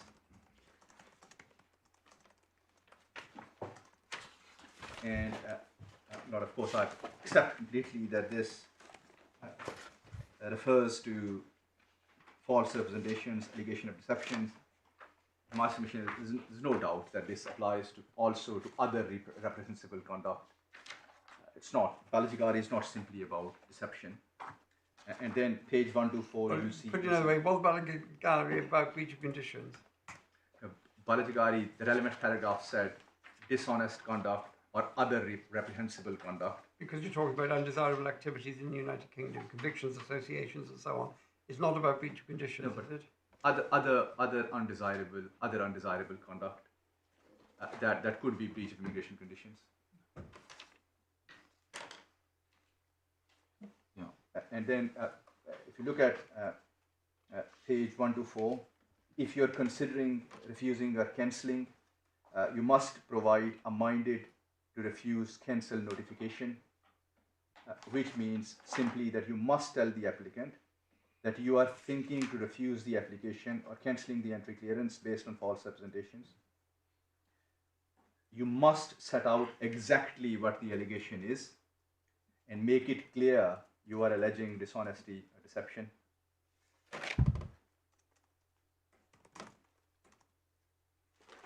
You may give the minded to refuse notification and ask for a response either in person or by a written notification. And you must give a reasonable period of time to the person to respond, 10 working days. So the norm, Lords, is that you send, where Balajigari applies in principle, you send a letter, you give 10 days to the person to think about this, you provide evidence, Secretary of State then considers the evidence and then makes a decision.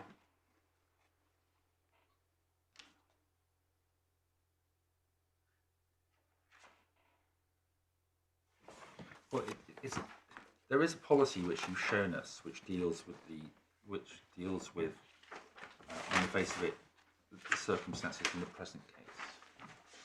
This policy relates to rules in a table, and the rules in the table do not include 9.8.8. Yeah.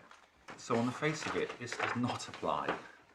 And the policy that does apply is the one that we've looked at in some detail. And I have to say, it's not the best way in the world, how much help we get from spending time on a policy which on the face of it doesn't apply to the application of this rule. When we've got authorities and a policy that does apply, I do wonder. My Lord, well, Secretary of State's skeleton argument at 3 pages, or at least 2 pages, are addressing this particular policy. Yeah. And I just felt it obliged to show it to you, not because the policy says that it applies to that particular rule, but because it sets out the Secretary of State's position as to the judgment in Balajigari and her understanding of what the judgment says. Well, hold on a moment. Balajigari talks about an interview or a minded to letter. Is your submission now that because of the policy you've just told us, we don't even need to worry about the interview because he was not given the letter, he was not given 10 days? No. The policy itself says that you can send a letter or you can do the interview, but the policy says that whether it's in tab 4? Yes, tab 4, page 124. But what is required either in a letter or in the interview, an exact set out exactly what the allegation is and the opportunity to make submissions.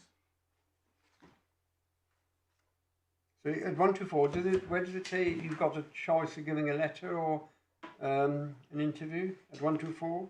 Yes, this is the third paragraph. You may give minded to refuse cancel notification and ask for a response either in person. An interview at the border. Yes, or an appointment or by written notification. And you consider the response and you then make a decision. So, appointment. And then So you can do it by appointment, but you've got to give a reasonable period to respond. yes, and you then see a separate heading, minded to refuse interviews. So you can carry out a minded refuse interview for operational reasons. But the point is that the case law tells us that there's got to be clear indication. So the next bit, really, when you do hold you're not suggesting there wasn't an operational reason here, then you've got to tell them that what the allegation is. So it doesn't really add anything, does it? No, but whether it's the paper process or whether it's the interview, clear indication is the test and the opportunity to make submissions. Very grateful for your patience. Can I then address you on facts? The appellant, as you know, came to this country to study for an MSc, and the context in my respective submission in which you will consider the interview is that he, as I set out in my skeleton argument, completed his course in July 2024, page 74 of the supplementary bundle. This isn't a person who was simply working, he was actually studying, completed his course on 7th of July, as the court knows. He was encountered at the Lucky's off license. 7th of November, actually. 7th of November, my apologies, yes. So the first encounter was at around 3 p.m. that afternoon. And if you go to, if you have the supplementary bundle, if you look at page 14 of the supplementary bundle, you'll see the record of the first encounter. No, that's the second encounter. The first encounter is paragraph 5. Sorry. Paragraph 7 on page 5. Sorry, I was taking you to page 14 of the supplementary bundle to show you the actual records. Oh, that's a record of the encounter. Okay, beg your pardon. Yeah. So page 14, this is the record, and you'll see that the time when he was encountered was 3 o'clock. Now, if you look towards the end of that page, do you suspect an immigration offence? So at 3 p.m., the Secretary of State, the officer suspected that the appellant has committed an offence. And the reason for the suspicion was that he had worked in breach of immigration conditions. So suspicion that an offence has been committed at 3 p.m. You've shown us the record, and you're quite right, you corrected me. It is the record of the first encounter. That's explained at paragraph 13 on page 7. No, it's paragraph 10 on page 6. Yes. But really, Mr. Manick, is there any point in not looking at what was said at paragraph 7? Because the record is a record of the encounter, but she describes it in detail at paragraph 7. And that's evidence too, isn't it? It is evidence. Is there any point in not looking at it? The witness statement evidence. Yeah. So absolutely. So if my lord, if your lordship is making an observation about the caution, No, this is when she met him. I went in. Yes. I asked him, "Do you understand English?" I explained to him why we were in the premises, to talk to people about their working hours. I'd need to ask him some questions about his work at Lucky's. He told me his name. He told me when he came here. He accepted that he was only permitted to work 20 hours a week. I then asked some exploratory questions to find out his working pattern at Lucky's, only to learn that he was also working 20 hours per week in Tesco. So that was the first interview, the bare bones of which are recorded. Yes. That's what happened at around 3 o'clock. He is then detained. There is, of course, a caution. And he is taken to the detention center, and the interview then takes place at around 5:30 in the evening. And you have the interview at page 23 of the bundle. Now you have, of course, considered the witness statements. You have looked at the interview, and the ultimate question in my submission for you is to look at this interview as a whole and decide whether it complies with the common law requirement that comes from Bank Malad, Balajigari, and Prasvik, whether there was clear indication of the allegation, an opportunity to make submissions, sufficient probing, whether opportunity to make submissions on discretion. Looking at paragraph 6, that's the caution that she says she used. Yes. So is that enough or not enough? It's not enough. I mean, this caution tells the appellant why he's being arrested, why he's being detained. Once he is detained and the interview then takes place at 5:30, you then have to look at the interview. And of course, you will consider the interview in the context of the caution. Yeah. That a The caution has caution been says given. this is because I suspect you've reached a condition of your leave by working more hours than you are permitted. Do you That's- understand? Yeah. So that's It's not enough It's not enough, in my submission. because I mean, I accept that it's entirely relevant to look at the caution, but what I would respectfully invite you to do, my lord, is to look at the caution together with the points that I'm going to make about the interview, and you then look at the matter holistically and decide whether this meets the test. So, my lord, I'm just making a few very, very short submissions about the interview.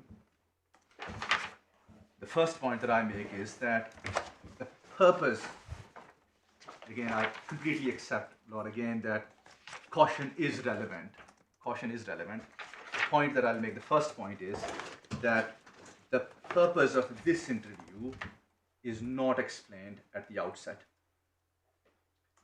So the officer does not say to the appellant that I have arrested you because of that suspicion.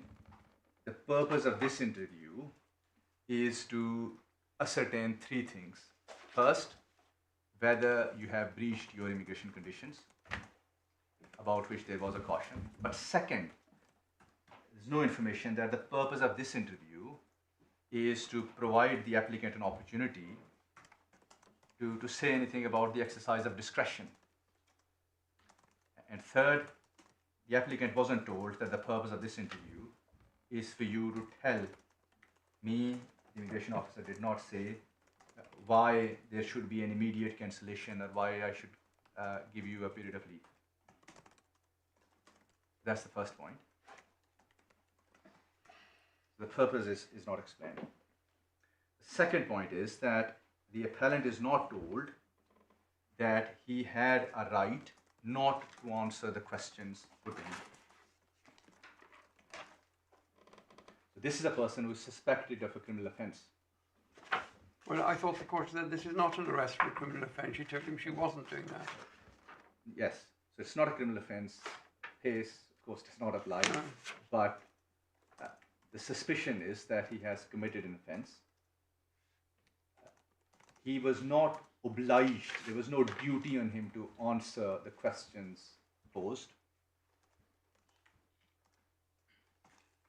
He wasn't told that he had a right not to answer the questions. A third, Where does that appear in any? Where is, in this context, where in any of the authorities that we've seen, is it an aspect of procedural fairness in deciding to cancel that somebody be told that they need not answer? well, you won't find an authority for that proposition, my lord.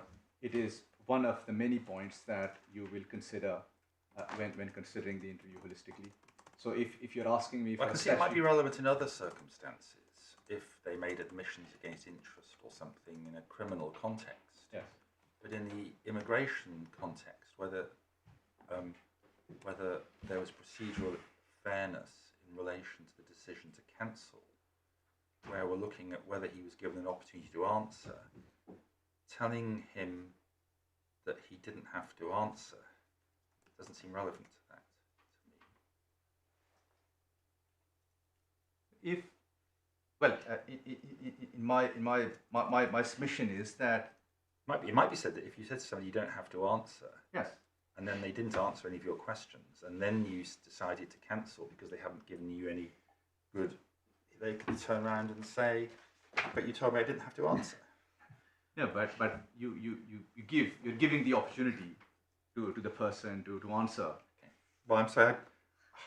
I have to say this isn't. Again, it's not in your grounds of appeal or in your challenge to the decision that he wasn't given a warning that he didn't answer the questions. I have to say, I find it very distracting to the overall question.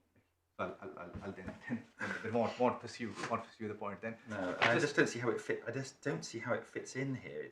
It makes it a much more difficult analysis if they have to give that warning in this context.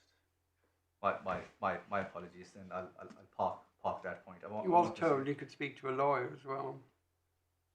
Yes, he was told earlier in the day that if he wanted to speak to a lawyer, that would be possible.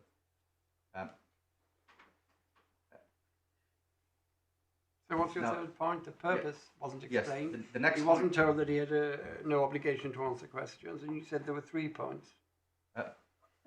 No, my lord. I have actually a few points to make. Sorry. But then, so this is the arrest happens. He's detained at 3 o'clock. He's in handcuffs. Goes to his property, collects the documents, goes to the detention center. We are now at 5:30. He's not asked at the outset as to how whether he was happy to be interviewed at that time, whether he was feeling well, whether he was happy to be interviewed at the time. Is there any evidence he wasn't well? Yes, there is. At the time? In his witness statement, yes, he says that this was the first time anything of that sort had happened to me. I'm a student, came to this country to study, traumatized for what was happening. He said he was traumatized, and that's the same as unwell. No, not physically unwell, not physically unwell, but whether he was happy for the interview, happy to be interviewed at that point. Then the next point, Lord, is that there was, in my respective submission, no probing of the relevant answer. And of course, there are 2 answers that of course are sort of directly relevant and cause difficulty for the appellant. The first question being, you stated that you were training at Lucky's off license. When did you start training? And he says October 15th, 2003. And then... what's wrong with that? That's a factual question. Yes. So. And he gives a factual answer. He must know when he's training. So that's the answer. Yeah. But then you read that, of course, with the question, the third last question: what days do you train at Lucky's? What days do you train at Lucky's? He says Monday and Tuesday. He does not say Mondays and Tuesdays. He says Monday and Tuesday. Now the question isn't how many days per week you work at Lucky's. The question is, what days do you train at Lucky's? And he says Monday and Tuesday. There should have been, in my respective submission, a follow-up question probing of that answer. How many days per week have you worked, or did you work last week, etc.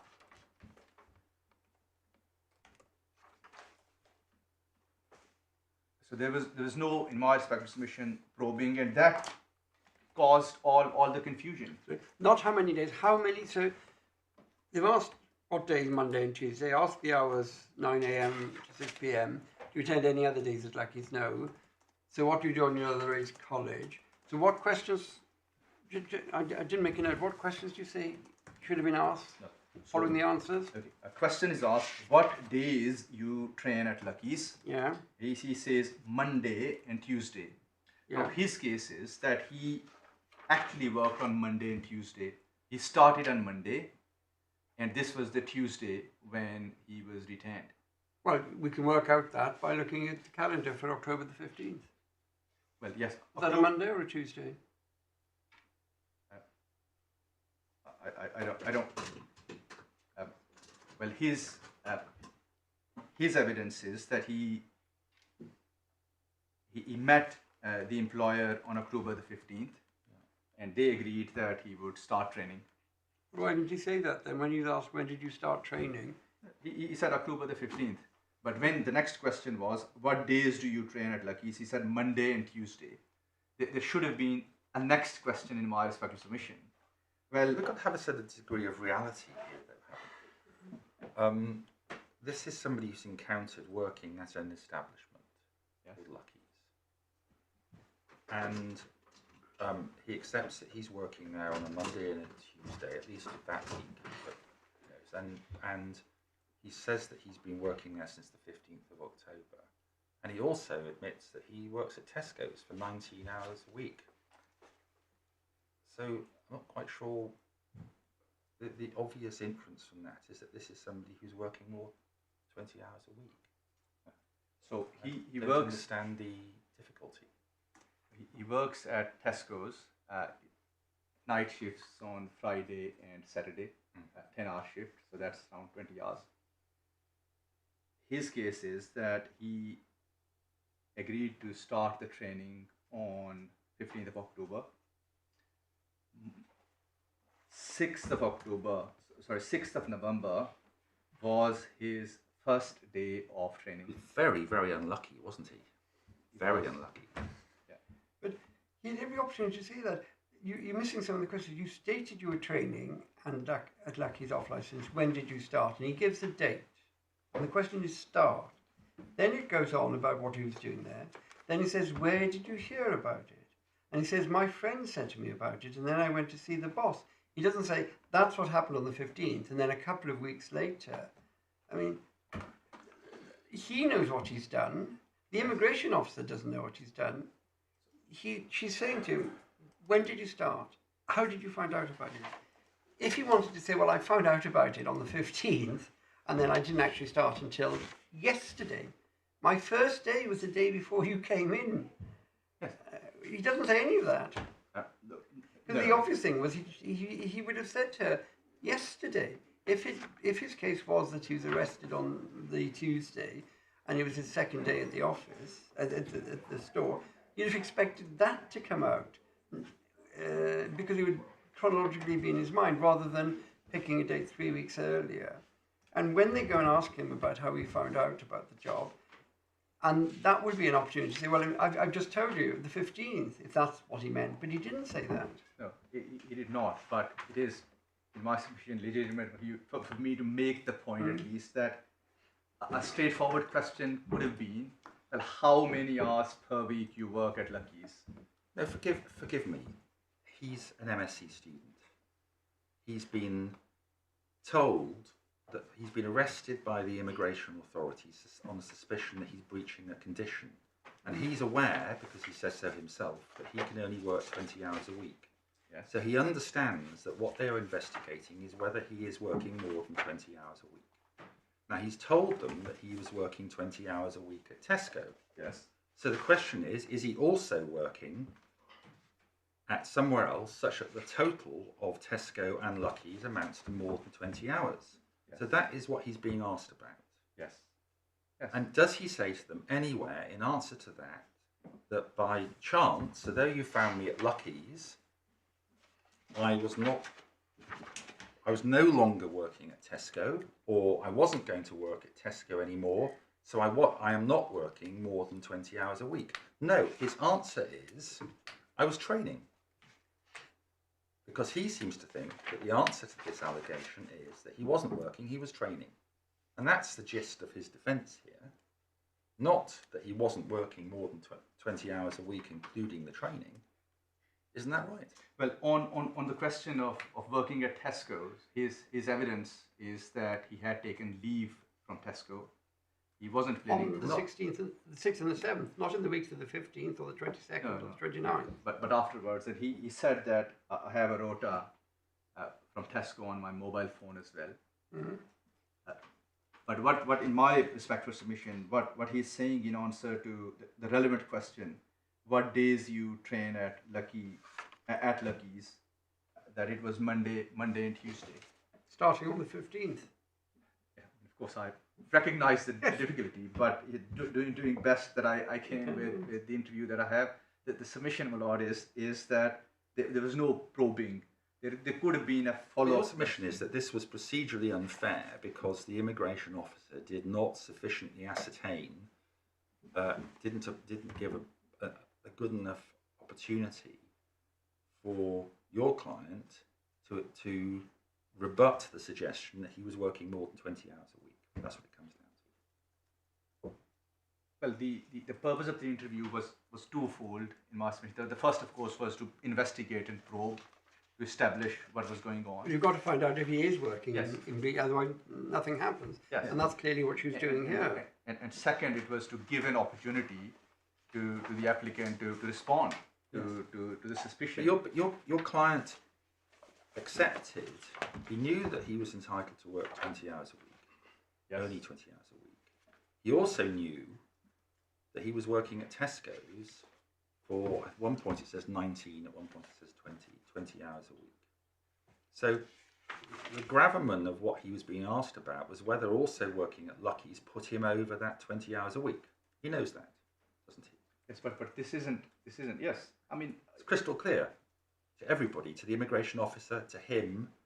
So that's the established position.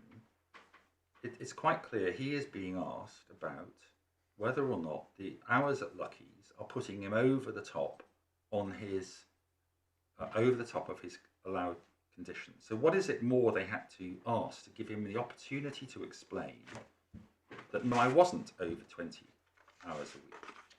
Lord, if you ultimately take the view that this is crystal clear, then of course I lose. The appeal fails. The submission that I have made, and I respectfully put before the court, is that the answer that he gave to the relevant question, what days do you train at Lucky's, was not crystal clear. He said Monday and Tuesday, not Mondays and Tuesdays. Not whether the answers are crystal clear, the question is whether the opportunity that he was given was sufficiently clear. Yes, and that the submission is that it would have been sufficiently clear. The question isn't was he given sufficient opportunity to explain that he had only worked at Lucky's on that Monday and that Tuesday. The question is, had he been given sufficient opportunity to explain that he hadn't broken the condition? Yes. Which he well understood. The question in the interview. And his attempt to do that was by saying, "I was training." That was the answer. Not that he didn't work at Lucky's, hadn't been working at Lucky's, and wasn't going to work at Tesco's. He didn't say either of those things, and he plainly could have said it if it was true. Yes, but in this interview, my lord, the submission that I'm making with respect is that there isn't a question saying that, well, we suspect that you have breached the immigration conditions. But he was told that when he was cautioned. That's the paragraph, that's why I took you to that The paragraph. reason, yes, It's not one piece of paper. There's the witness statement, and she says, "I told you," and that's not being questioned. And she says, "I think you've been working more hours than you're allowed." and that is the reason I'm detaining you. Mm. But when the interview started, the submission is that he wasn't told what the purpose of the interview is. And in the interview, there isn't a question that I suspect that you have breached any immigration conditions. This is your opportunity to tell me why I'm wrong. Well, he said, paragraph 18 of the officer's witness statement. Mr. Singaram admitted to training for 18 hours a week per week at Lucky's since the 15th of October. This is the point. So and admitted to working 20 hours per week at Tesco. Yeah. So you read, my lord, you read that particular sentence, that he admitted working in excess of 20 hours, working for 18 hours per week at Lucky's. Now, Since the 15th of October. so, but that wasn't the question that was put to him. Yeah, but he was asked, "When did you start working?" That's the very first question. Yes. And he was asked, "How did you find out about it?" And he said, "I started working on the 15th. I found out about it because a friend told me and I went and saw the boss." It's hard to get away from. He was asked those questions and he gave those answers. What you're asking is that in the light of everything that's happened, they should have asked further questions just in case. He might have given a different account, which might have shown that he wasn't, i.e. that he wasn't starting, as he said, on the 15th of October. I think You've done it, yes. I have done my best with this particular. But you got. point. It sounds to me as though you got further points I have about two what was further done in points. relation to discretion. Yes, so two Which I further think we points. need to get onto because I think that may be more fertile ground for you. Absolutely. Okay. So that's the. I mean, if you take the view that this was the concern of working in breach was crystal clear, that's the end of the matter. But if you look at the next page, page 25, the interview ends with an inquiry as to the breach. There isn't a question about discretion at all. There should have been a question that, well, I have concluded that you've breached your immigration conditions. I may or may not cancel your leave. Do you want to say anything as to why I should not cancel your leave? Can we just check the sequence just to make sure? Was there a second set of questions about mitigating circumstances? Lord, that is entirely different. If you look at page 20 of the bundle, so when a person is detained, this is not a further set of questions, but before the Secretary of State takes someone to detention, the Secretary of State asks these standard mitigating questions. Just explain, so when did this happen and how does it relate to the interview? Yes, if you look at page 20, Yeah. and if you look at the time, you'll see that the time is 15:10. So this is shortly after the first encounter, well before the interview. And if you look at the questions are, well, do you have a medical condition? Do you have a surgery? Are you on any medication? Any drug, suicide thoughts, etc.? So this really concerns, in my respectful submission, the question of detention and how the Secretary of State deals with that person in detention. Right. I mean, surely this isn't about discretion to cancel leave, because that question only arises after the interview, once it's established that there is a breach. But are the questions nonetheless material? Because there's got to be some reason for not cancelling it. If he had a young child, if he was sick, or if he had mental health, those would be things the Secretary of State would have been told about and would have to take into account. But what we know is that this is a fit, healthy person with no dependents, no suicidal thoughts, who, if you accept the evidence of the officer, admitted working in 20 hours, and she's got to decide whether to go tail or not. So no medical conditions. Of course, I accept. I mean, this no is what children. So what are the circumstances that he's relying on? If only she had asked me, I would have told her this, Yes. and she might not have removed me. What are the discretionary factors, and where do I find them in the bundle? in his two witness statements. Yeah. If you, I mean, he has made several witness statements, but I'll take. But this is why we want to know the facts. Yes. Because even assuming you're right, Yes. and a general question could have been asked, is there anything else you'd like to tell us about why you, a fit, healthy man with no children, in breach of conditions, shouldn't be removed? With Firstly, what would he have said? Yeah. And secondly, where is the evidence of what Yes. he would have said? So two questions. Mhm. First, well, whether I should cancel your leave, and second, whether I should cancel your leave with immediate effect. What would he have said to either of those questions? Before we go to the evidence, tell me what your submission is about what he would have said, and then show me, secondly, where it is in the evidence. So on the what he said about not removing him at all, not cancelling his leave, what factors do you say he would have relied on? Yes.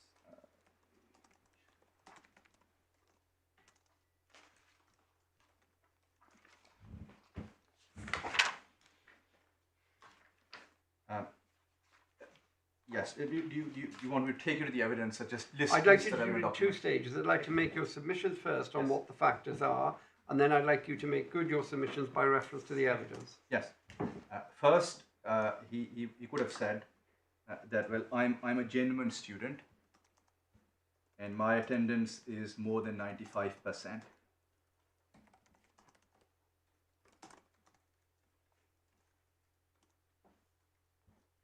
Yes. Second, I have spent over £19,000. That was in the answers, wasn't it? Yeah.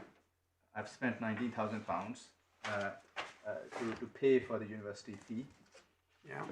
with the assistance of my family.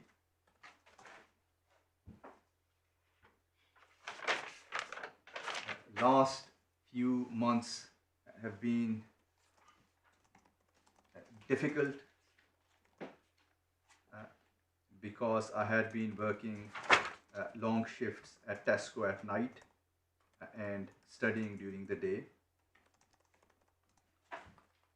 That had disturbed my sleep cycle, and I've not been able to focus.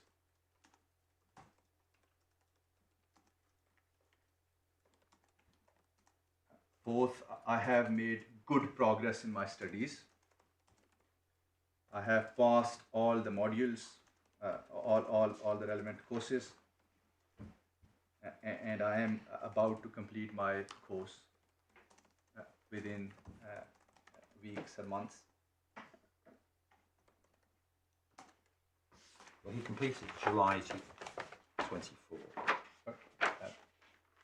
Yes, July 2024 is when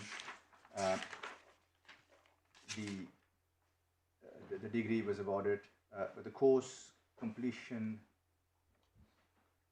end date seems to be May 2024, 19th of May 2024. So 60 days wouldn't have made any difference to that. No, I mean 60 days, of course, is an example. It could be 4 months or 5 months. He was asked questions about what he did. He was asked, and he said he was on a student visa. He said the course was 21 months, that it began on September 2022, that he spent £19,350, and that he'd paid some in India and the rest in the UK. The family helped and had savings, and he wanted to get a job. And that would be a job in project management, and he was going to get a degree. So he was asked what he was going to lose, and the answer was, I lose everything. Yes, but Lord, there isn't. No, of course, the context in which those questions were put to him. But these are the sort of matters that he sought to have put forward as to how an immediate removal would impact him and his studies and the investments that he has made. You got to number 4, is that it? The 4 factors you mentioned. Yes, 4 and I thought it was 6. 6, yes. Sorry, I thought it was 4. What's the other 2 then? I'm a genuine student, attendance more than 95%. I spent 19,000. The last few nights are difficult, working at night and studying in the day. 4th, he made good progress, about to complete. About to complete 6, I thought. Good progress past modules, about to complete. Yes. However we enumerate those, that's it, is it? Is there more?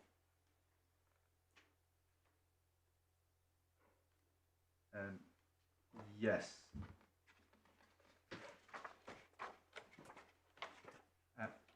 Well, yes, perhaps a further point that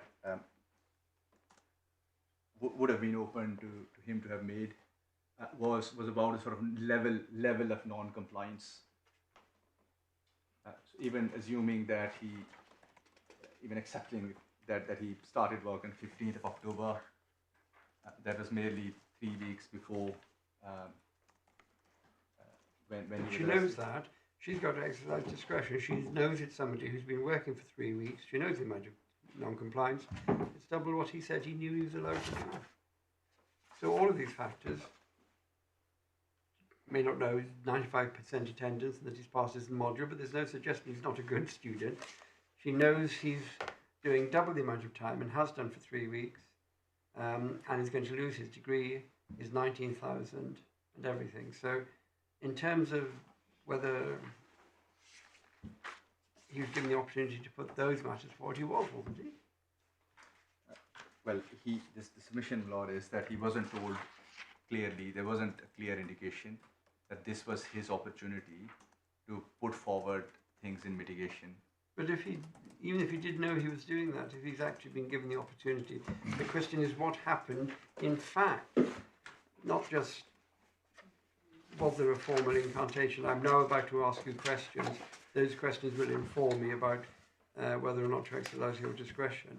And he wasn't asked a general question at the end, is there anything else you want to mention? But you haven't mentioned anything else.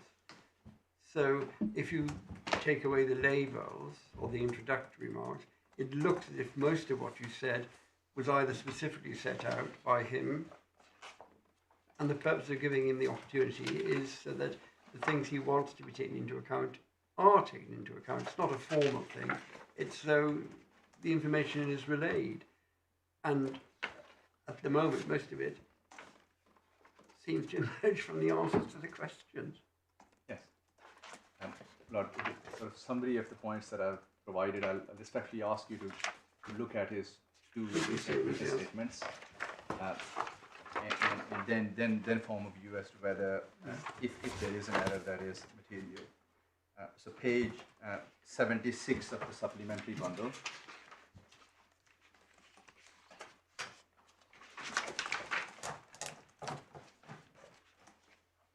Is his statement or a response that was before the court below.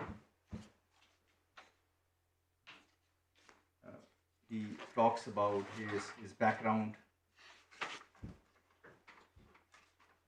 his education in his country.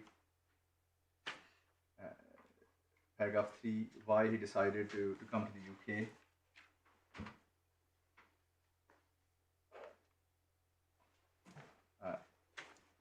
His attendance, paragraph 7. Progress, paragraph 8. And 7 as to how last few weeks were difficult. He had disturbed sleep, wasn't able to focus.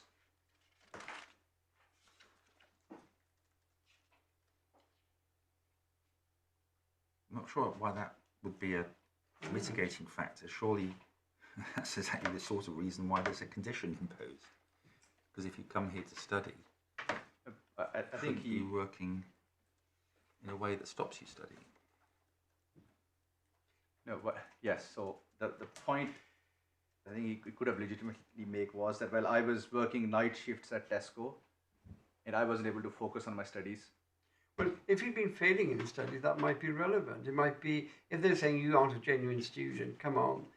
But nobody was suggesting he wasn't a genuine student. And he says, even though he was working at nights at Tesco and disturbed his sleep cycle, he says the paragraph, he tried his level best, and to be fair to him, he passed his modules. The idea, as he explains, was to start sort of working for Lucky's and to stop doing night shifts that were disturbing his sleep, affecting his ability to focus on his studies. So he's going to work double the amount of time that he wants, but in the long term it'll be okay because I'll stop doing the illegal part. No. What he was saying, the idea was for him to stop working at Tesco's completely, so that he will not work at night, will not do night shifts.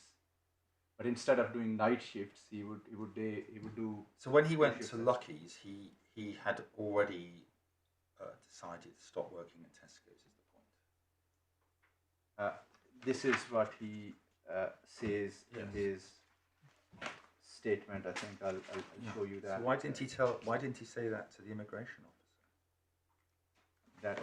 That is of course the point of the appeal, that he wasn't told that this was his opportunity to put forward mitigation, to explain why discretion. It's not mitigation, is it?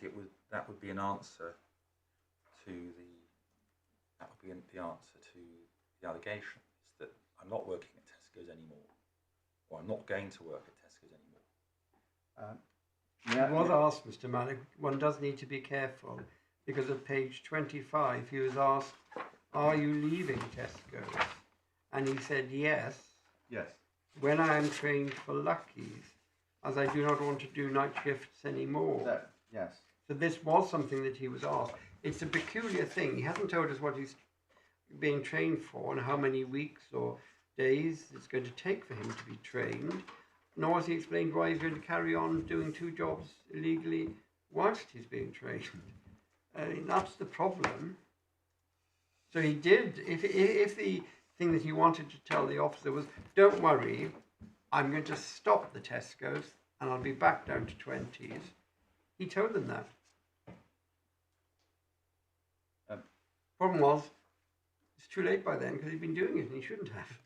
Yes, but this was, in my submission, in a different context where the inquiry was about whether there is a breach.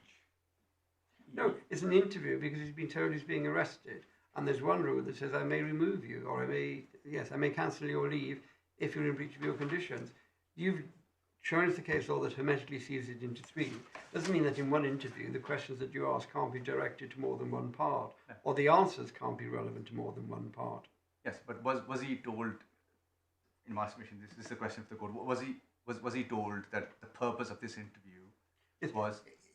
Formulaically, was he told that? No. Was he asked a general question? No. And the question then is, was he actually asked questions to convey the information? Because the purpose of being told, I'm going to ask you questions about whether or not to cancel your leave, he would have said, I'm going to leave Tesco's, it'll stop. And he did say he was going to leave Tesco's and it would stop. It's not clear intellectually why he needs to know that the things he's putting forward are for one but the extras rather than another. It's part of his story, isn't it? Yes, he's given a caution that there is a suspicion that you've acted in breach of conditions. He isn't told what the purpose of this interview is. Assuming, Lord, that you conclude that things were crystal clear, that the allegation was that he was working in breach of his immigration conditions, in my submission, it isn't appropriate to assume that he knew that the purpose of this interview was also to ascertain what his case is on the exercise of discretion and whether cancellation should be immediate or whether it should be allowed a period of time. But I can see how that may be a very powerful submission if he was denied the opportunity to say things which he would have said.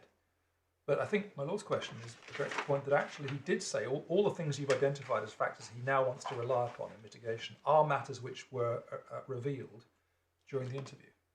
Not in my submission, the question isn't whether he was denied the opportunity to say whatever he wanted to say. The question is whether there was clear indication in the interview as to why he was being interviewed, clear indication being the words that this court used. If you're told you're being arrested, and if you're told, I suspect you have breached the condition of your leave by working more hours than you are permitted, and you're an MSc management person, not a law person, wouldn't it have been pretty obvious that something serious has happened?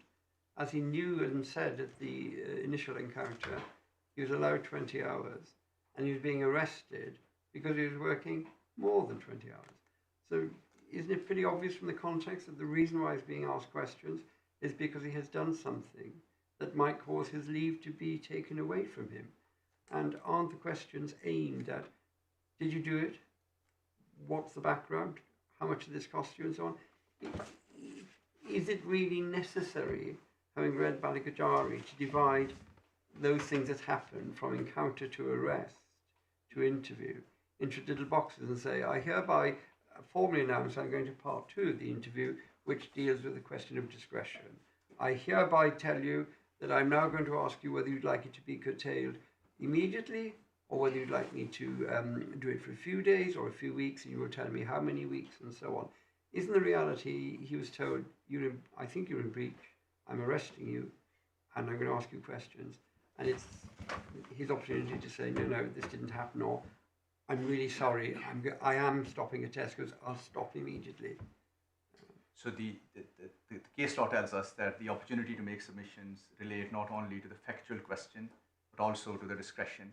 I'm not suggesting that there should be compartmentalization of the questions, but in my submission, the law required the officer to indicate clearly to the appellant at the outset that the purpose of the interview was threefold: to establish whether there is a breach, second, to give you the opportunity to tell me how I should exercise my discretion, and third, for you to tell me whether cancellation should be immediate or I should allow a period of time for you to complete your course or to leave the country.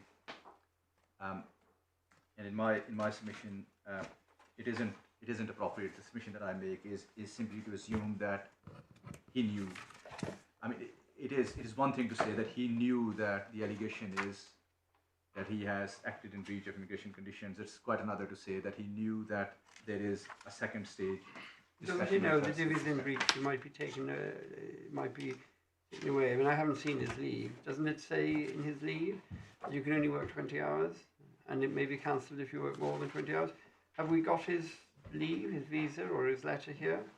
It's not in the bundle, but it said, of course, work 20 hours max.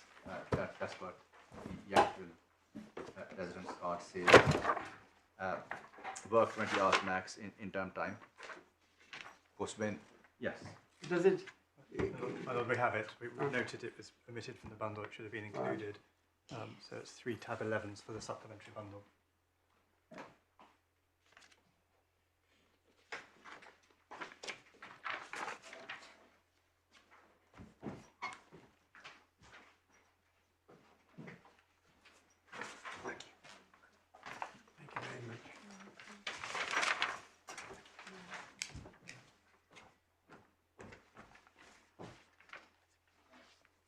Inevitably, it's my eyesight. Above the typed in words, work 20 hours max. What does it say above that?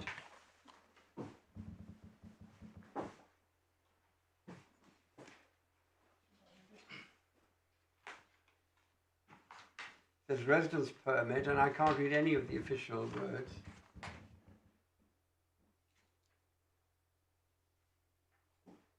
Type of permit, student leave to enter.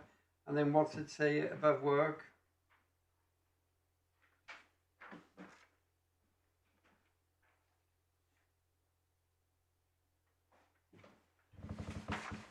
Mesh conditions? Well, it may be conditions, but we'll try to confirm that. My eyes are... Measures?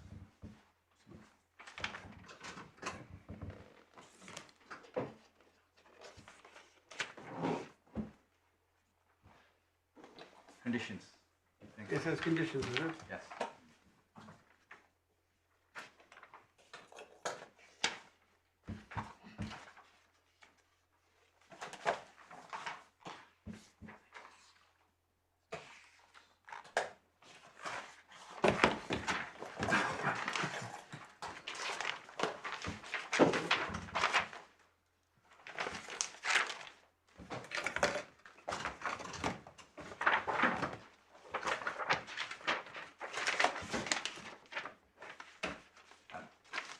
That is the residence card. Rod, no, remarks. Remarks? That's what it says. Remarks. Oh, marks, right.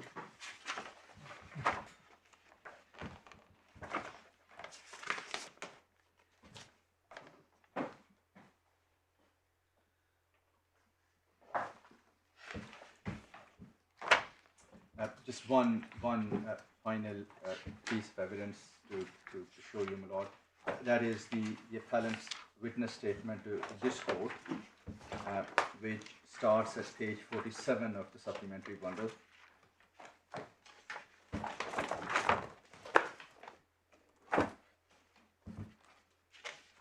Is this fresh evidence?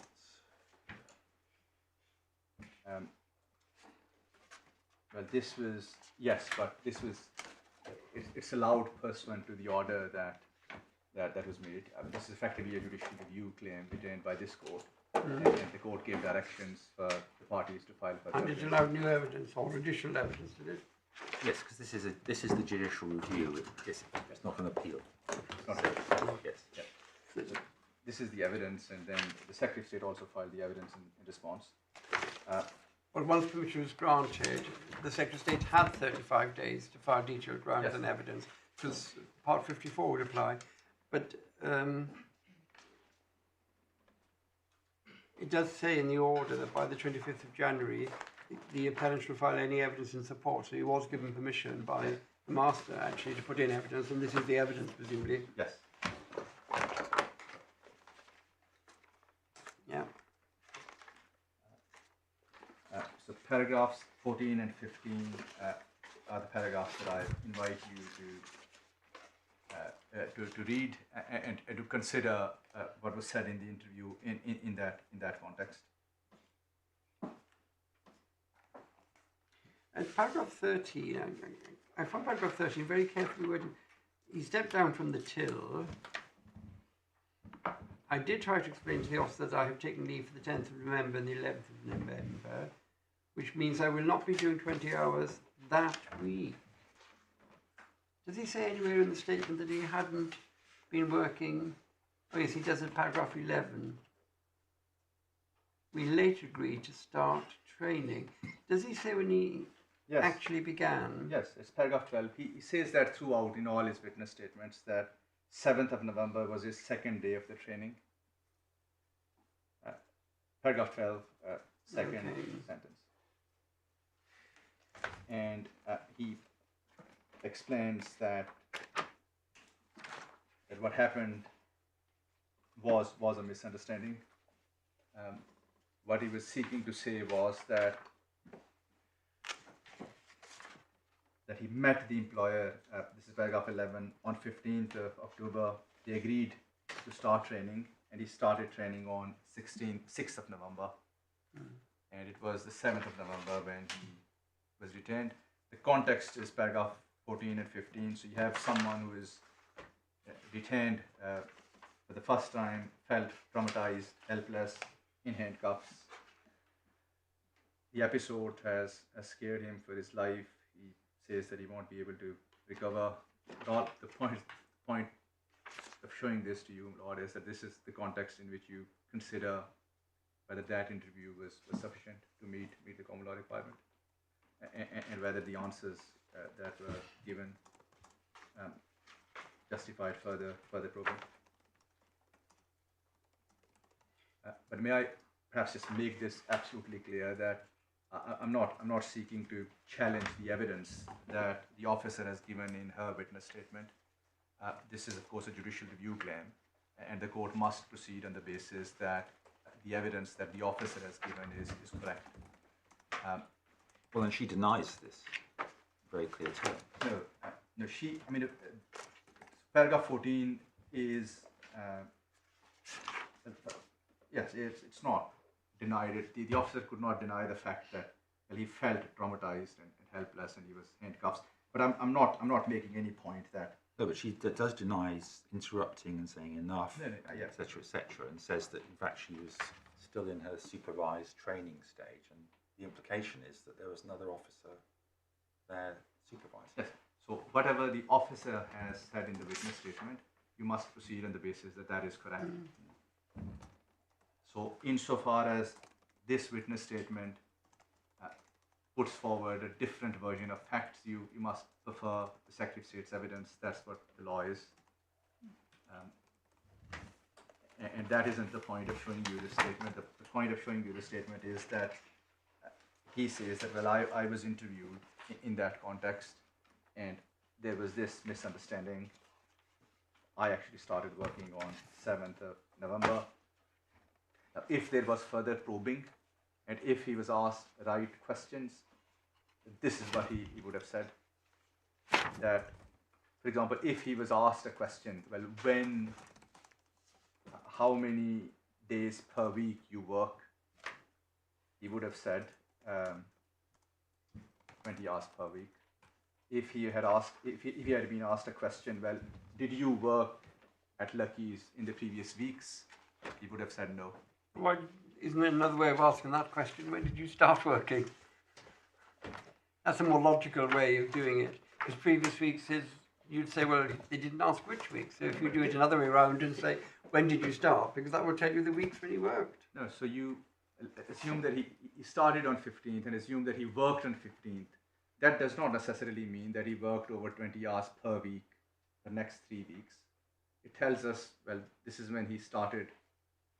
So it's possible that when he was asked how many hours, he understood that to mean in the last 2 days, and he was working fewer hours.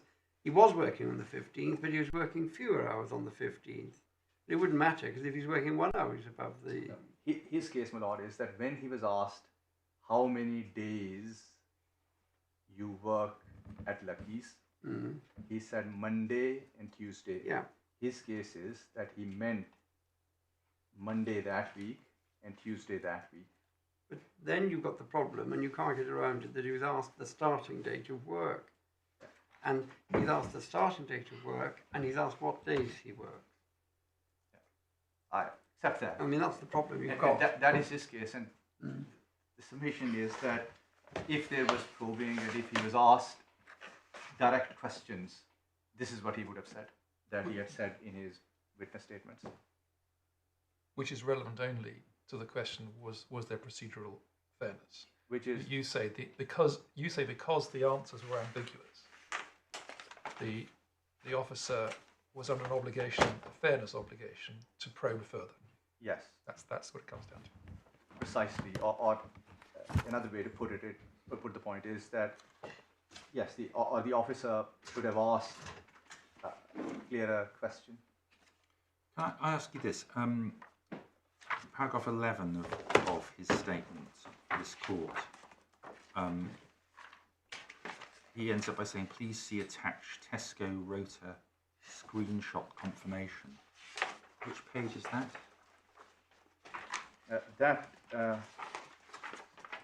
We have definitely seen that somewhere in the bundle.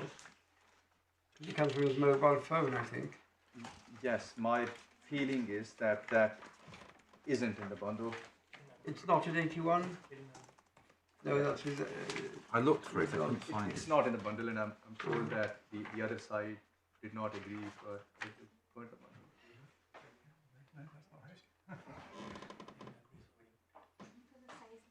There's something at 81. What is it, 81? I think I thought That's it was from- that's from his Coventry. university results, That's I from the think. university. Yes, Yeah. 81 is university. Yeah.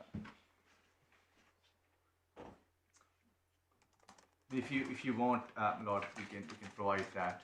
Does it show? But does that show? Do you say that shows that he wasn't working on the 10th and 11th? But does it show? Does it show what he was doing the following week? The decision was the 7th of November, so after the 7th of November. Would it be relevant? Isn't the judge separated? Yes. Yes. Yes. So that would show that what he's saying is correct, that he booked holiday on the 10th and 11th of November. And what about the 17th and 18th of November?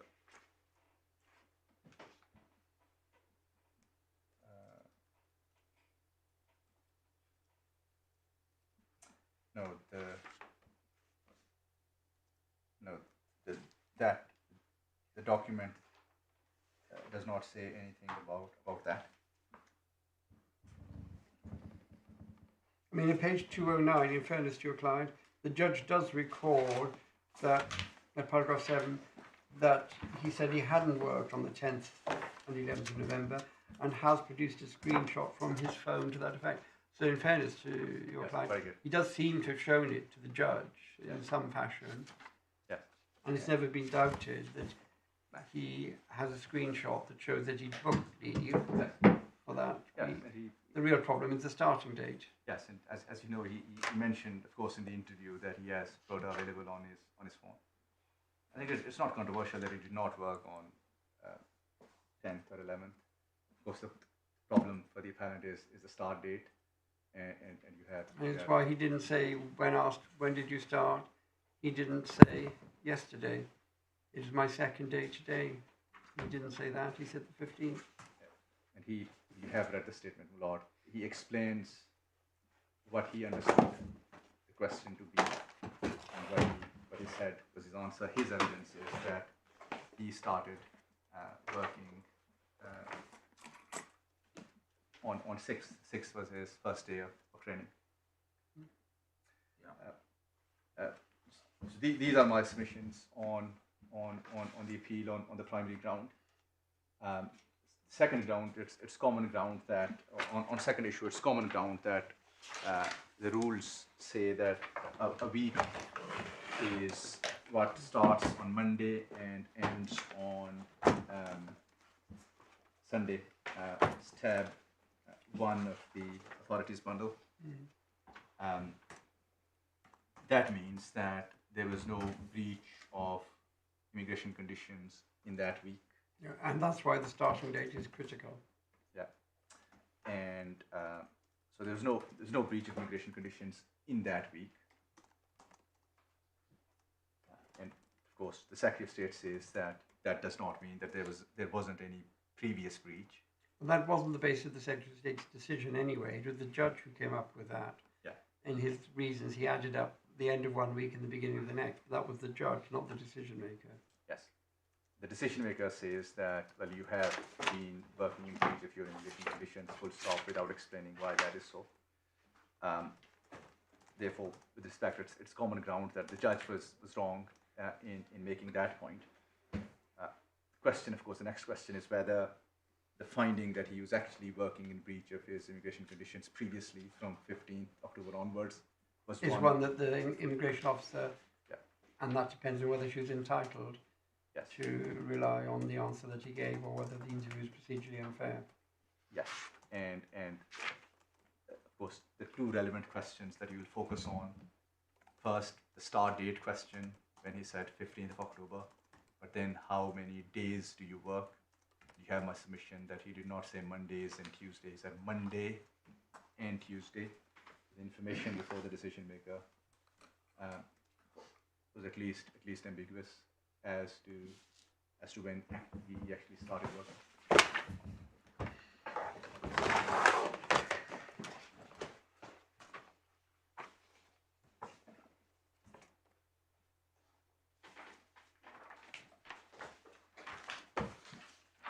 Very grateful. Unless there are any questions, these are my submissions.